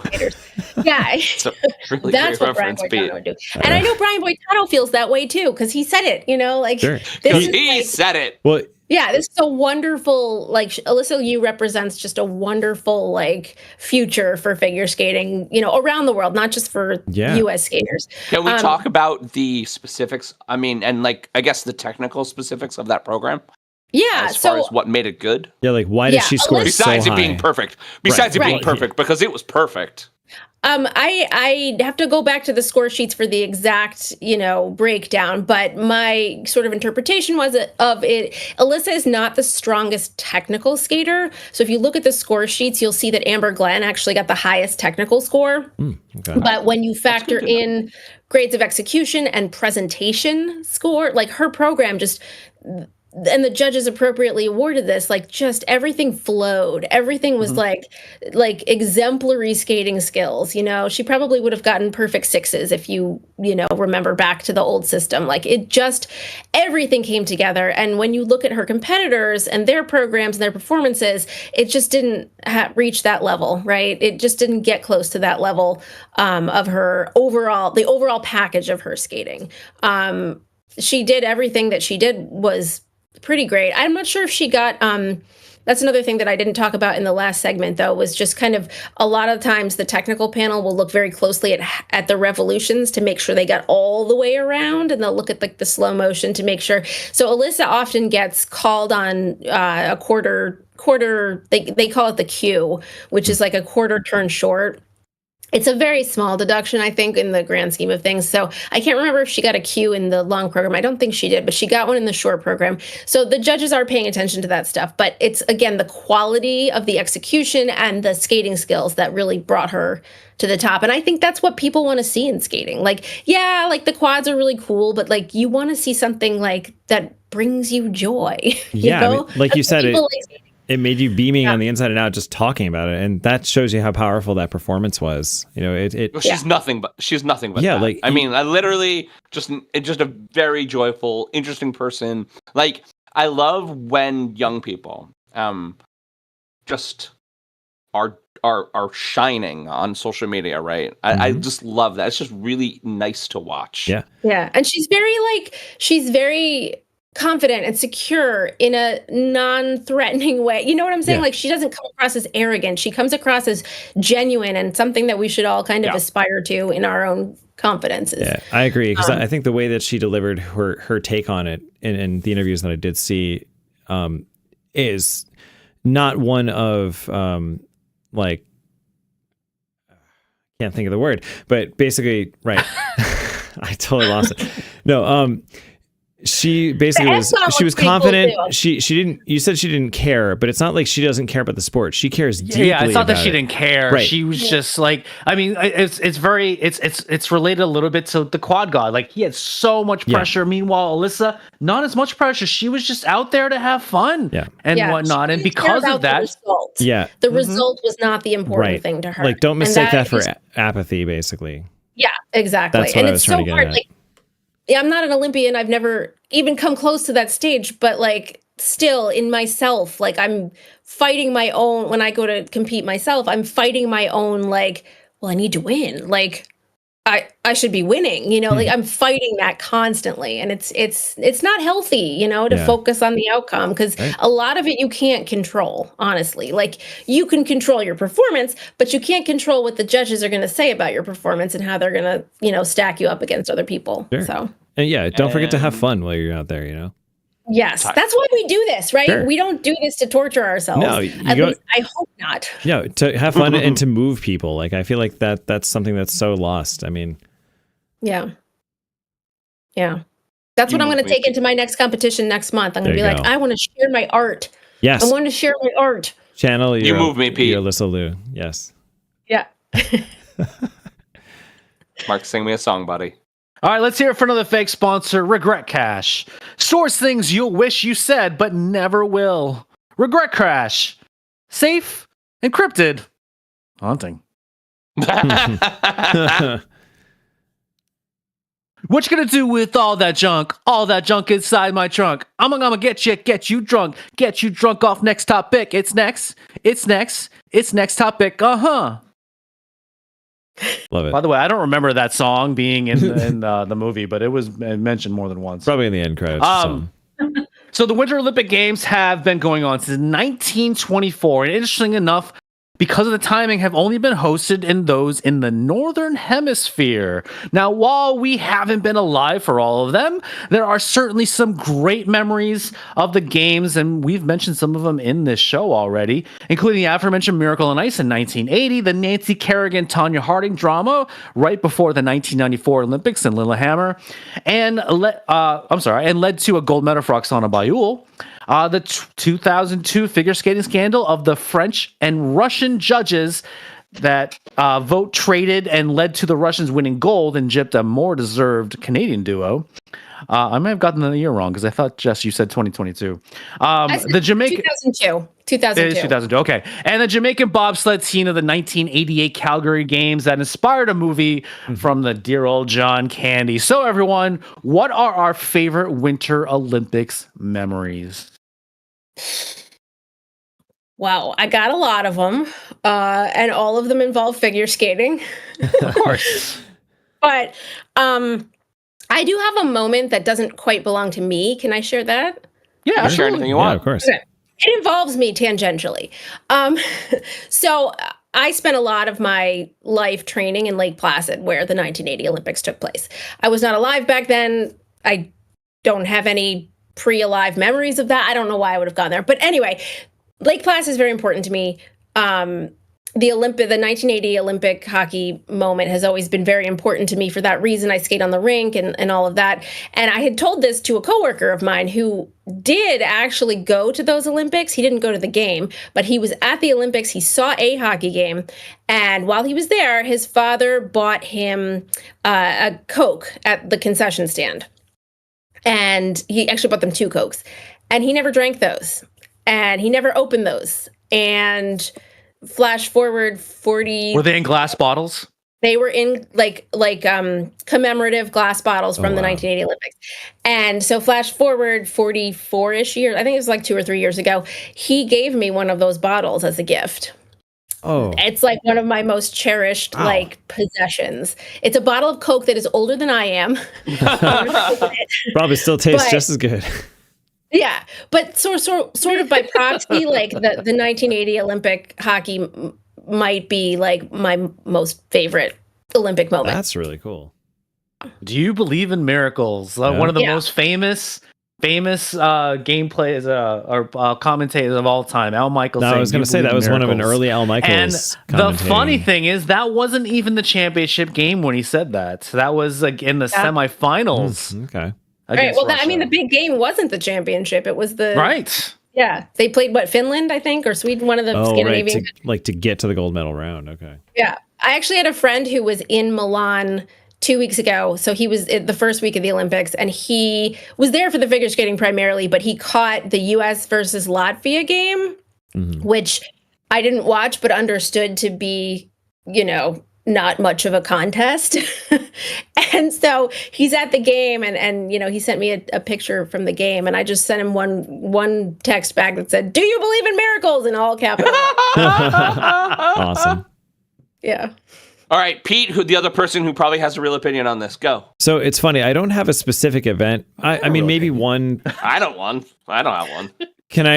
I'm going to go back in time to when I was a kid, because this is more of a feeling kind of happy memory. In 92 and 94, I think it was when they ran it back in 2 years to offset it from the Summer Olympics. I remember around that time, we spent a lot of time in my grandma and grandpa's basement, which was a really cool freaking basement, by the way. They had like a bar. And speaking of glass bottles, they always had the sodas and glass bottles down there. But I just have all these memories as a kid of being down there in their basement on this old little 19-inch like Zenith tube TV watching the Winter Olympics. And we just stared. That was the first time I really got into it. And like we watch every single alpine ski run that was going on, and like invested in it. And I mean, it's a long time ago. I don't remember all the names of the skiers back then, but I just thought it was the coolest thing. And I just remember like, that's what got me interested in it to begin with. I mean, yes, I was already skiing at that point, but I never really looked at the competition of it to see like, oh, these are the best in the world doing it. Was that Alberto Tomba? Was he the Italian skier, one of them back then? I feel like that might have been his year. I just have really, really, really fond memories of, that was like a special place. Like my cousins and I, my brother, like we'd always hang out down there. Like my grandparents made that a really cool hangout spot for us as like teenagers, preteens, and like, we just go down there to chill and like watch the fucking Olympics. I just thought it was a really cool feeling. So that was one memory. The other one was Shaun White when he got his first gold, and then again on his final Olympics. Just the sheer, again, to allude to Alysa Liu, like he did it because he loves it. And the other memory is the Johnny Mosley Iron Cross in the 98 Nagano Olympics to win gold medal in moguls. And then he got to do the trick on a ramp they put in David Letterman's show live. And he actually did an Iron Cross into like a pool or like into like a stunt pad or something on skis live on Letterman. Like that was such a cool thing. And Johnny Mosley's still killing it out in Palisades, Tahoe on his home mountain. They're skiing bumps to this. So to add a dumb, completely unrelated stat to this from the research department, of the 10 most decorated Winter Olympians, 9 of them are from Norse countries. Well, yes. We are. Norway will be the best at this. And then one of them is Shaun White. Yeah, and Shaun White. Ironically, not champion figure skaters in modern times from Scandinavian countries. No, there's a lot of good skaters, but they're not, No, that's true. These are the really random events. Pete, what was the random event we were watching where they were like walking upstairs? Oh, mountaineering. Cross country. What is happening there? So they're literally climbing. I mean, they have to sort of make it more quantitative because it's the Olympics. You need to have a better way to score it. But essentially, it's the spirit of the event is climb up this mountain, then cross country ski across it, and then downhill ski down it as fast as you possibly can. So that's what they do. And it's new and I love it. And they're doing 6-minute miles on skis up a mountain. Ooh, gotta be in good shape for that. I don't know how they do that. Oh, I have a fun Olympic moment that I just remembered. All right, go for it. One of my favorite Olympic moments was in short track speed skating, and I couldn't remember exactly what the year was. It was sometime in the 2000s, I think, when there was a short track speed skating final, and in the last, like, I don't know, 5 seconds of the race, the 3 skaters in the front, like, just Oh, that's imploded. right. Oh yeah, that Yeah. event He is was, like, in insane. last place, just the Australian, I think he was, just glided across and won the gold medal. I was got like, that now that you think about it. Yeah. Did you see what the Japanese love team that. did in this year's speed skating? So normally, was yeah, that with the so- women's? yeah, the women. Oh, I saw so the women's normally crash. what That happens was is these similar long thing, yeah.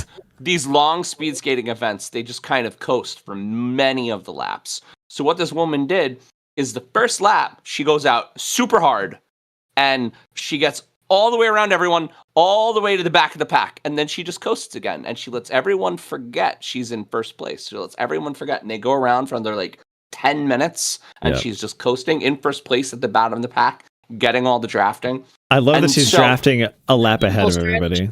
Genius. And so what happens is when they start is when they hear the bell for the last lap. However, the bell for the last lap happened in their second to last lap Oh, yeah. when the woman in the back of the pack was at her last lap. So they all go off like bats out of hell. She goes off like a bat out of hell. And so what ends up happening is Japan comes in first and second because Chick is already first. And That's no incredible. one remembered. Yep. Big brain moment. Love We it. got to move on. Genius. I'm surprised that hasn't been happened before. It will now. Mark, Oh, yeah. my friend Mark says this with sports all the time. Copycat leagues, everybody does the thing once people figure it out. I mean, you see a lot of mind games in the Summer Olympic races, so I'm surprised that this is such a new thing in speed skating. I'm sure it's not the first time somebody's tried to do something crazy like this, but who was the it's crazy genius. tiny American speed skater dude who was very good and won all the time? You thinking of Apollo Ono?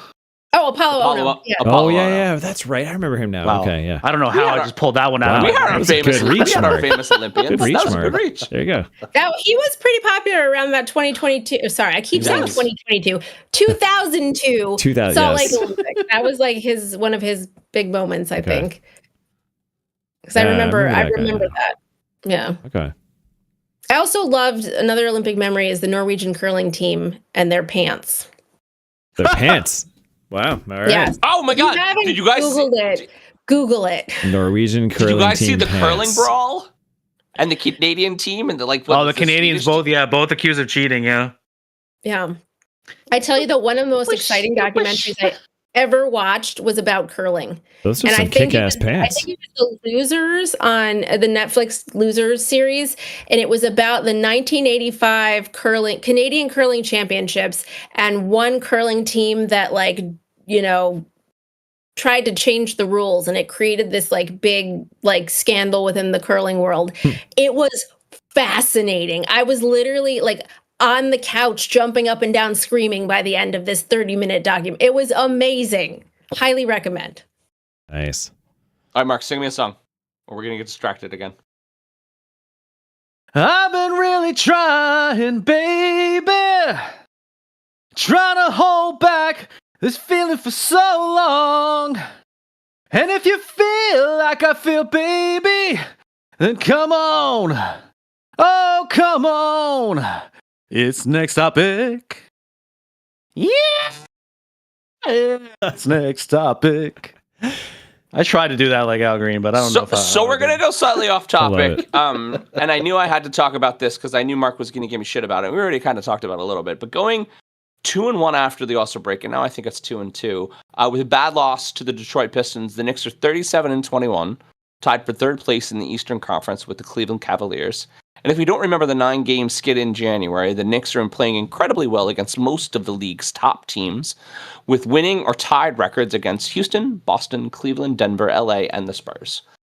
The problem to me is that we see a Knicks team that comes back against the Rockets to win in clutch at the end of the fourth quarter, and some days we get blown out by 20 by the Pistons, and it's not a big problem. So what's going on with the Knicks?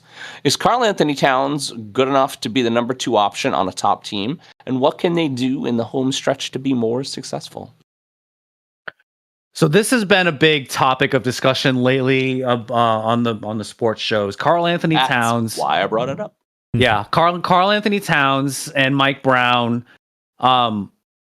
Mike Brown does, as opposed to calling actual individual plays, I guess has certain concepts of plays as opposed to like actual X's and O's and whatnot. No. This is we have concepts of a plan, you guys. This is legitimate. Right, Most coaches have how well that actual works. X's and O's so that the cat who's playing the 5, he's supposed to go this way and give a pick for this guy, so on and so forth. But Mike Brown is more like, no, we want in general for this person to get isolated in this part and whatever like that. And it's a little bit more gray as opposed to black and white. And Cat has been having issues with that. So because he would rather much know, it's like, okay, I'm getting the ball in this play. I'm the center of this play that I will essentially dictate where the ball goes or where the play is supposed to go. And Mike Brown doesn't necessarily do those kinds of plays. And so he's been lost in certain games, like against the Pistons. The man was 5 for 5 from the floor, which is great. That's 100%. But the fact that he only shot the ball 5 times is amazing. Like, he should be a number 2, but he was not featured as a number 2 in the game against the Pistons. So he's just out there and kind of lost. And is like, I don't know what to do. And right here's the now. thing too: the game against the Rockets, which they did end up winning. They did not win the first half at all, and after the first half, both Brunson and Cat had almost no points. Mm-hmm. So I think the Knicks are struggling, and I know that a new coach and a new system is very difficult, especially after so many years with such a specific Thibodeau system, right? And the Knicks sometimes are great. Sometimes they're great this year, and sometimes they're not. They've been playing down to their competition a lot. Like they have some really bad losses on their record. They lost the Pacers a few weeks ago. Shut up. Nobody likes Do you feel like their approach or lack of approach to the games is causing more of that? Honestly, if we had to blame anyone, and I think Mark probably would agree with this, the inconsistent both defensive and offensive performances from Karl-Anthony Towns is the problem. Sometimes but he's they try lost out there. Sometimes they try to make Cat work and they can't. So I think that a little bit of both. The Knicks' problem before Towns showed up was that the offense lived or died through Brunson, and especially in the playoffs, teams realized that, and they just triple covered him. I mean, they just literally put their whole team on Jalen Brunson, who was not a big man. So a couple of 6'6", 6'7" guys, it makes it very hard for Jalen Brunson to do anything. The dream I have, and I think this is the dream for every Knicks fan, is that the Knicks play closer to the Pacers last year when they were good. They play 8 or 9 deep. Everybody's a problem. And I mean, I think they're close to that. The problem with this offense is that they're not playing like they are because Mikal Bridges is a game changer. OG Anunoby's a game changer. I mean, they are. They are not game changer. Okay, role. I will give you role players. But they're not. They just don't know that they can make a difference all the time. I think is the problem. They're inconsistent. Jalen Brunson is the only consistent part of the team. Now, I will say Alvarado is a great little spark of energy off the bench. Love that guy. Yeah. Classic Jose Alvarado. Classic small guy move is Jose Alvarado will at the end of a play, at the end of an offensive play, and he's only like 6'1". He'll run to the wing. That's it. So the wings are just wouldn't you love to be 6'1"? The wings are the far corners of the Why court. stop there? So he'll run to the wings and he'll kind of hide. And he's fast. He's like the fucking Energizer Bunny. So the other team will inbound the ball and he'll sneak up behind them fast, bat out of hell run, and he'll try to poke the ball out. And more often than not, honestly, he gets it, which is wild. Or at least the man is the backspall equivalent of a squirrel. Like he's like he's scrappy but he's like vicious, but he can play. What is his nickname? Doesn't he have like a thieving nickname? His name is Jose Alvarado, and so they call him Grand Theft Alvarado, and his number is 5. So they're calling him GTA 5. And I love it. I just love it. It's so good. It's such a good nickname. He's gonna have to change his number to 6 once GTA 6. He's also a city guy. He's a city kid. His family lives in the city. So he's just a New Yorker, and Just knows the passion of New Yorkers, like the people who live there and love it, and just their energy is that. Fans. I'm just saying, this is not a New York sports fan thing. This is a New Yorker thing. I mean, I like him a lot. Are the Knicks going to win the finals? No. Are the Knicks going to make the finals? I hope so, but I don't think so. I don't think they're good enough. Oh, this is John now downplaying his love for the Knicks. He was saying how they're the best team in the East, how there's no way they're not gonna make it to the finals. They were 2 months ago. He was saying that months ago, and now it's like, oh, I'd be okay if they made it. They were. I don't know if they're games in a gonna row. make it. Oh, woe is me. Play with more Oh, woe joy. New York fans. That's right. Have you not learned anything from Alysa Liu? No, no. John is not trying to Alysa Liu right now. He's just trying to just lower expectations, even though he's dying inside. He wants them to make it to the finals. He wants them to win the Mark championship. says this all the time. When someone loses a big cog, it's very hard for a team to recover. We just talked about how basketball has the smallest rosters they do. The loss of Deuce McBride is very catastrophic. Yes. It's catastrophic. I wouldn't say catastrophic, but yes, it was a big loss. So they had to recover. And it wasn't just Deuce that was hurt in that period where they went 13-11. I mean, a lot of guys were hurt, a lot of the team. And with the roster being so small, they had to go deeper and deeper and deeper. And the Knicks, they're deeper than they were last year, and they're deeper than they were the year before. They're not the deepest team in baseball. I'm not sure they're deeper. They're just being utilized better, I think. Yeah. Didn't they have like the least number of substitutions or something in the last couple seasons? Highest. So they measure roster combinations, like starting players and how long they play together. They usually do it in threes. And so the Knicks had the top 4 highest played combinations. You just look at the average minutes played of the starting fives, and every single Knicks player was like at least 40 minutes. Oh, jeez. So it's 40. There's 48 minutes in a basketball game. Yeah, hockey players would Anyway. die if they played that long. Wouldn't they? Could you imagine like a hockey player playing 40 minutes in a game? Oh my god! I mean, you learn when you play the NHL, like the Super Nintendo games or Genesis games, like you put a player out there for more than 2 minutes, and why are they going so slow? Yeah, in general, what hockey like the starting hockey players play about 20-25 minutes, right? At the most, yeah. At the most. Right, that's your top line guys, they're going essentially full speed for like 60 to 90 seconds. Yeah, and even then, you're only talking about at most maybe 2 minutes at a time out there. Well, So- for reference, a figure skating program, the men have to do 4 minutes and 30 seconds, and the women have to do 4 minutes. So, just throwing that out there. That's a lot of That's a lot of energy. So Interesting. I That's would still imagine. a lot, though. How do you feel after like a longer routine like that? Probably like I'm gonna die usually. Yes. So- Muscles are just not muscling. Yeah, my program for the level that I skate at is 3.5 minutes, so it's not quite as long, but That's still a long time still to be getting older pushing on sucks. skates the whole time. and it's interesting too if you pay attention to where competitions are. If it's at a higher altitude, you'll start to see the skaters dying, like at the end of their programs. Jess, I'm sure you do this. I know I do this. You just in the memory back of your mind, you remember what you could do in your 20s at your peak. And listen, we're not in our 20s anymore, but you just like, I could still do that. I remember being able to do that. I feel very honestly that like my 20s were not my peak. Oh, Throwing that out there. I think I'm My actually 20s was definitely my better peak. now than I ever was before. I think just overall, like both physically and mentally with skating. So That's awesome. Yeah. Good for you. Get it. High five. There we go. We got to should have move on. a sound But effect for that. I do want Pete to look this up. Look up Tyler Kolek barbecue chicken because it's the greatest thing a white person has ever said in basketball. Wait, what am I looking at?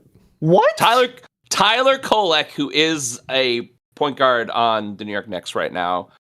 He said a thing in college. Just look up Tyler Kolek barbecue chicken. It's very stupid. It's so stupid, but it's got so much. And I'm going to say a thing that my teenager says. It's got a lot of aura, and I really appreciate it. Okay. I loved John. I love you. Like we were talking about figure skating again, and it's like, oh, I know we got to bring it back to the Knicks. That's what this bring show it back does. to the Knicks. It was a basketball topic. God damn it, Mark. Yeah, Jess, my cousin Doug made a drinking game, and one of these is one of the primary rules is that, and it'll get anybody drunk if you actually play the game. Listen, Jess, we might be talking about, the Boston Red Sox, and then John will find a way to talk about the Knicks. So steer it back Or to the the- Knicks. Yeah, Or the Yankees. that's Or fair. the Giants. Yep. I have a lot of We were talking about. I swear this happened last I have a month. lot We of were talking I have about a lot of man football, crushes. and you somehow steered it to the Knicks It's the way because my you just brain want to talk works, about the guys. Knicks. Always. You didn't want to talk about the Giants, that's for sure. I always want to talk about the Giants. I have a Jackson Dart shirt too. My friend Mark got it for me. I did. Jackson Dart. They're All gonna right, draft an I got one more offensive song. lineman. It makes me happy. Did you see that the deal that the Jets did? No. They traded one of their star edge rushers to the Titans for some other schmuck. God, they're so fucking bad at football. Anyway, we digress. Anyway. I'm going down for the next topic. Don't take me now, but I know the truth. I'm going down for the next topic. I know there's Man. more to that, but I don't really feel like That's all right. That was good enough. So we have been very adamant about how the Los Angeles Dodgers are ruining Major League Baseball. The league is due for a new collective bargaining agreement after the season, and this is going to be a much heated debate, as John is already not approving. The players are definitely not in favor of it so much that Bryce Harper once got in a shouting match with Commissioner Rob Manfred when he brought it up. However, this is currently the last U.S. sports league without any kind of salary cap, and all teams except the Dodgers are aligned with some sort of cap to stay competitive. So, everyone, how should MLB, if it gets approved, implement a salary cap? Hmm. You can't do a hard cap, right? You can't do a hard cap right off the bat. Well, here's the fucking thing. Can't you? The thing is, if they do a salary cap, the players will strike. Period. Hard stop. And if I was this has to be collectively bargained, first of all. Right.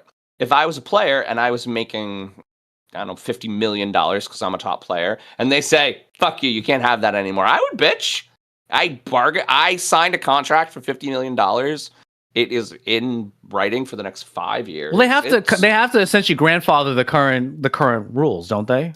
I would at least contracts. any existing contract, right, would have to still be honored. You can't just say, "Oh, sorry, done." It's going to have to be a soft cap, a lot like basketball does initially. I mean, maybe do that for like 5 years. I mean, I don't know anything about any of this, but my first thought was, can you take a cue from the NFL, the NHL, all the other major sports organizations that have done this before? Well, Successfully? Yeah. The NFL and the NHL both have a hard salary cap. Like it's like a certain dollar figure you cannot go over, even though Pete loves to talk about special salary cap math, and whatnot. Yeah, the NBA, exactly. the NBA has more of a soft cap where if you do certain things, like it might be at this level, but if you make these, I don't know, there's like separate sub rules where you can increase the cap, so on and so forth. So they call it more of a soft cap. They have the tiers. They have the tiers, but then they also have they also have the luxury tax. So if you go over a certain amount of salary, you have to pay. Mark, I'm going to put this in perspective. I'm going to put this in perspective for the kids in the back who are listening, and Justin Pete. Yeah, the Dodgers currently are paying $169.4 million in luxury taxes. Oof. Can you guys guess how many MLB teams? Their team salary is less than that their penalties are less than. How many teams are they paying? The penalties? No, I would imagine like their team salaries are less. No. Probably the entire obviously they have the highest salary. Roster, yeah. Obviously they have the highest salary. They have the highest salary, which is causing them, with the luxury tax rule, to pay $169 million in penalties. How many teams have a smaller roster budget than that? And it's more than one. Yeah, I thought that's what you were asking. So, one. It's more than five. I mean, it's more than half. Right. Their fees are higher. It's not more than half. Their fees are higher. Not more than half. Their fees are higher than 12 MLB teams. 12. That's almost half, isn't it? Whoa. Didn't you say 169 million? Billion. Wait. No, I said million. I didn't say billion. 169 billion. That'd be so you're telling me, wait. You're telling me that only 12 major league teams last year had a lower payroll than 169 million? according to ESPN and Yahoo Sports. I just looked. I don't believe that at all. I don't believe that at all. I don't know, because isn't it really didn't top the heavy Yankees though? have a $300 million payroll last year? The Mets certainly did. I remember that. But you said that there were only 12 teams under that. That's not only. Not That's over. 12 fucking teams. It's a Well, still, I mean, It is a lot of that's close teams, to yeah. half. That's close to half. There's 30 Major League Baseball teams, so that's close to half. Like, so that'd be about 15. Yeah, and that's still a crap ton of money. And yeah, that's essentially luxury tax. Now they're kicking the can down the road with a lot of deferred money. I mean, they're essentially going to be paying over $1 billion in payroll in 2030 or something like that. John, is that what kind of Jeffem told us back a little while ago? Yeah, the whole organization's bound to go bankrupt, right, in a couple of years because of this. And so what's happening, and it's very, very, very clear. The owners don't give a shit about salary cap, but they do care about losing, and because losing costs them money. And right now, the Dodgers are going to win until they fix it. Until they fix this problem, the Dodgers are going to win every World Series until it's over. A couple of years ago, Mark and I asked you guys what the end game was. The end game is to win every World Series until they run out of money. That's the end game. And I was watching probably a highlight honestly. of the Rich Eisen show, and I guess Rich Eisen has like a 15-year-old son, and he was taking him and his friends to Top Golf, and he was mentioning how one of his friends mentioned that the Dodgers are going to win the next 3 World Series, so essentially they win 5 in a row. Yeah, they're going to win until they go bankrupt. Won't that ruin baseball? Baseball is already ruined, Mark. They won 2 in a row.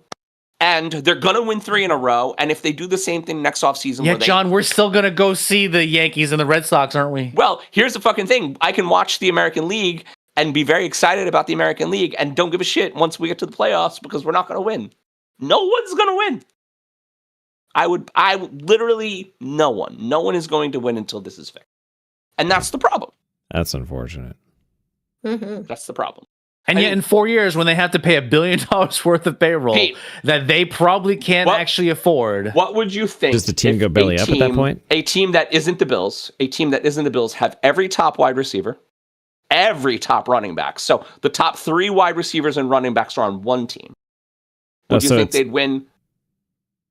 I mean, would you think they'd win every Super Bowl? That's like Pete Valdeon's fantasy team every other year in our league. I mean, it's not fair at all. Yes. The Dodgers have a baseball fantasy team. I am not. The Dodgers have Pete Valdeon's fantasy team. I am not exaggerating. Year. That's what they have. And it's ridiculous. It's ridiculous that it happened. I mean, it just gets to the point where it's not even fun. Even if you're a fan of that team, it's kind of like, all right, what are we doing? Like, okay, yeah, sure, we bought ourselves another championship. Okay. They joked in this, when they won the National League pennant. They were like, people are saying we're ruining baseball. Let them. Fuck you.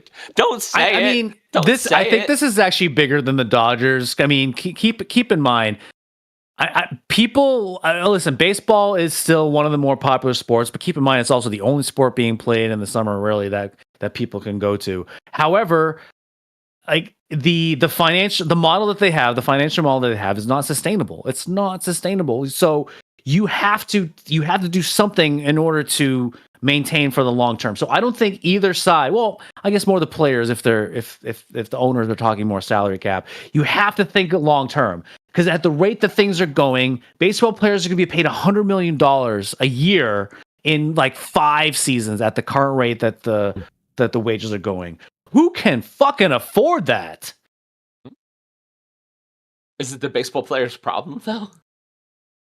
I mean, yeah, because keep in mind, that all trickles down to the fans. Now, all of a sudden, it's going to cost $1,000 to go to a baseball game. Is it the baseball players' problem, though? I mean, a little bit. Listen, is it their problem or their agents that are trying to just go Pete is for completely everything that they possibly can? Is it the employee's problem if your boss can't pay your check, therefore your paycheck bounces when you try to deposit it?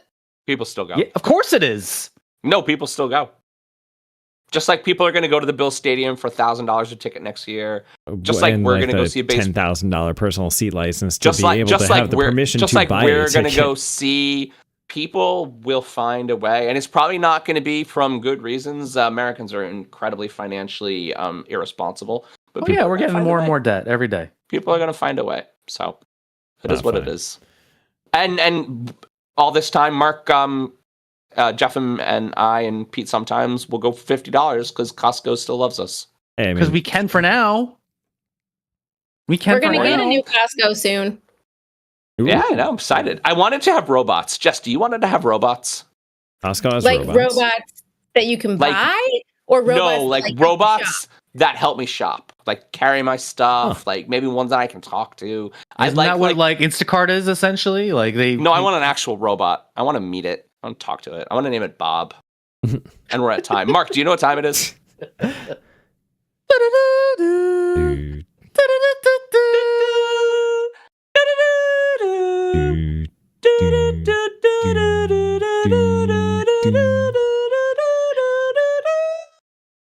It's the final topic. See, who needs karaoke? Yeah! We have this podcast. No karaoke, just podcast. karaoke in years, though. All right. I mean, except at Pete's house. At Wingfest. That's right. The last bastion So of guys, our 20s. I'm actually going to depress us. To continue my tradition of not being any fun, I wanted to take a moment to talk about the environmental impact of any Olympic Games. So I want to tell you a story. I want to tell you a story. The sound On the bite. foothills of the Alps, by the bank of the river Cortina, there was a forest. So it's not there anymore because it was cut down to make room for a bobsled track. The river itself being drained to create artificial snow. Sustainability was promised in these games, and the IOC continues to preach things about its low-carbon transport plan and recyclable cutlery, but that seems to be a distraction from the actual permanent problems. So for both summer and winter games, the impact of the Olympic Games is real. Does the influx, or did the initial influx in cash and revenue make up for the permanent changes? And how does the IOC do better in creating infrastructure for the influx of people, but not leaving any permanent scars? IOC doesn't care. Interesting topic. I mean, Yeah. You realize how much money they get paid up front just to have these cities host the games? Is it enough? Because Montreal doesn't think so. One of the things that they were touting, going into these games and in the Paris games was, like using existing infrastructure, using existing buildings, using, that is one tangible way that the IOC can make less of do less damage to the environment. Whether they've, done more that offset that, I don't know. All I know is that the bobsled track in Lake Placid was going to be the backup if they didn't finish the one in Cortina, but they did. Really? Yeah. Okay. So Lake Placid was going to be That's a logistical nightmare. Wow. Yeah. I mean, like how in the Summer Olympics, Tahiti was the site of the surfing, which is like halfway across the world from. Oh yeah, that's right. Isn't that right? So that's why they threw Colin Jost all the way over there. Yeah, that was part of the shtick. Yeah, but Lake Placid has the infrastructure for it. They host all of the all these competitions year round. Well, not year round. That's in the winter. They host, you can ride on it for fun. I think in the summer. I have seen people launch off those ski jumps in the middle of the summer. I guess that's my question then. I mean, is the permanent, because they build infrastructure that stays in the city, and Lake Placid is a good example. It gets used. People come to see it. Not all of it. Some cities and some of it. Right. You guys, have you guys ever seen a documentary about like what happened to Atlanta after the '96 Olympics? Like they built all of this infrastructure there to support the Olympics. And here it is now 30 years later, of which most of it is not being used to this very day. I mean, I bring up Montreal because Olympic Stadium in Montreal, in my understanding, is a farmhouse for homeless people. It's pretty much like a rotting cesspool at this point. And it's more recent than that, like Sochi. Like they built all of that shit for Sochi, the Sochi Olympics, and it wasn't even that good. Like a lot of it was people were living in like these horrible, like the Olympic Village. I remember just hearing all of these bad, terrible stories. Wasn't there like a day they couldn't do swimming events because the pool was literally green?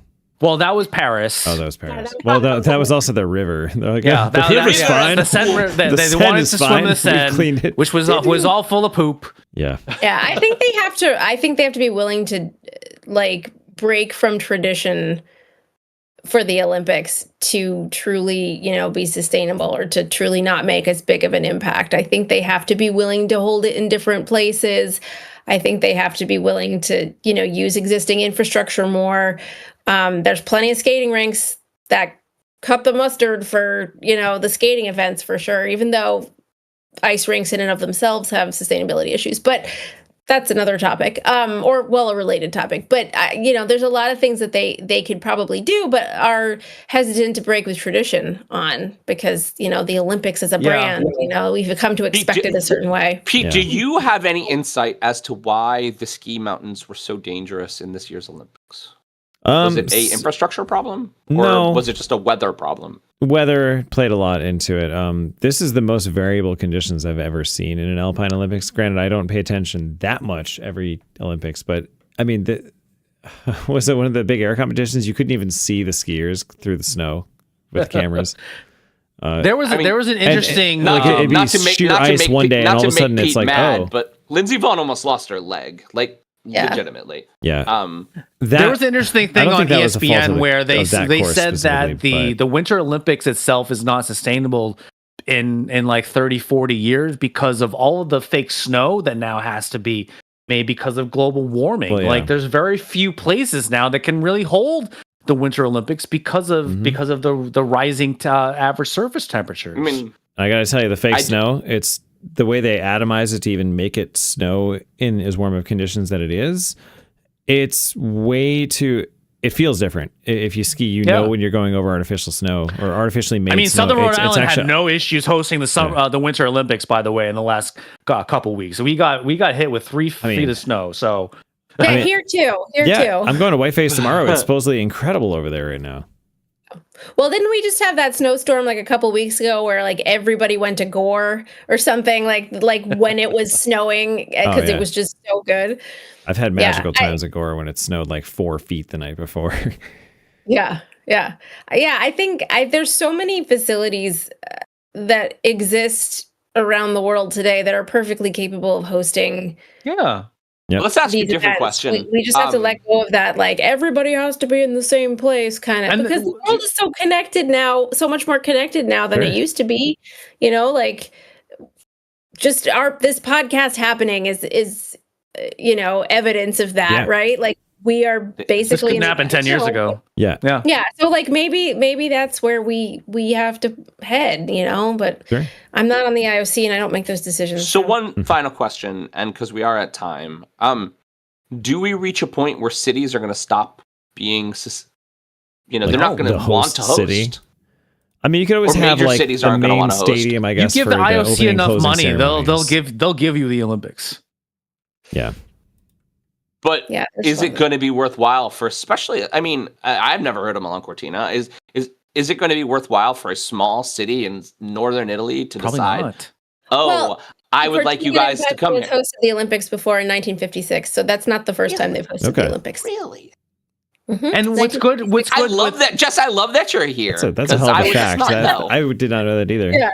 Well, and keep in mind Tenley Albright won the Olympic the Olympics. That is a truth fact. As my the United States is hosting 2 upcoming Olympics. The one is in Los Angeles. This next upcoming one, and which has held an Olympics in the past and has already the infrastructure to support an Olympics. Yep. And then they're also doing Salt Lake City in 2032. I forget which year. And they've done it before too, haven't they? And Salt Lake City hosted the Olympics not very, very recently. Was that the O2 one that you were talking about, Jess? I was there 2 or 3 years ago. I went and stood under the torch. Cool. All right, so friendos, final thoughts, awesome. Because we're at time, and Mark has to say his thing. I don't know. I'm glad we got to have this episode. This is a lot of fun. This has been hella fun, Jess. You can come on whenever you'd like. This was so much fun. John was so afraid to ask you to do this, Jess. I just had it in my head. But we're like, I had it in my head that you were not on the list because you honestly, I had asked another professional journalist and they were like, no, I can't. So I just didn't want to bother you with it. But then I'm thinking again. But we're thinking amazing. like, guys, this is the Olympic episode. We got to have Jess on. She's our like professional correspondent in the field. I have to say, it feels nice once every 4 years to be like the one everyone asks about stuff. I know. I'll back into the little hole for the next 4 years, and I know all this stuff. Yeah.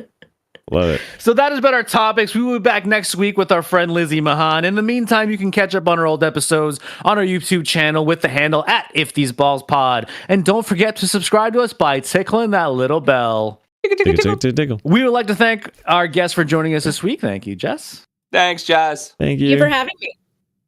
You can also follow or like us on our socials at If These Balls Pod on X, Instagram, Facebook, Threads, TikTok, and Blue Sky. Our website is www.iftheseballscouldtalkpod.com. This is Mark Pesci, and for my partner, John Companion, producer Pete Stephan, that's what we feel they would say if these balls could talk. Bye, everyone.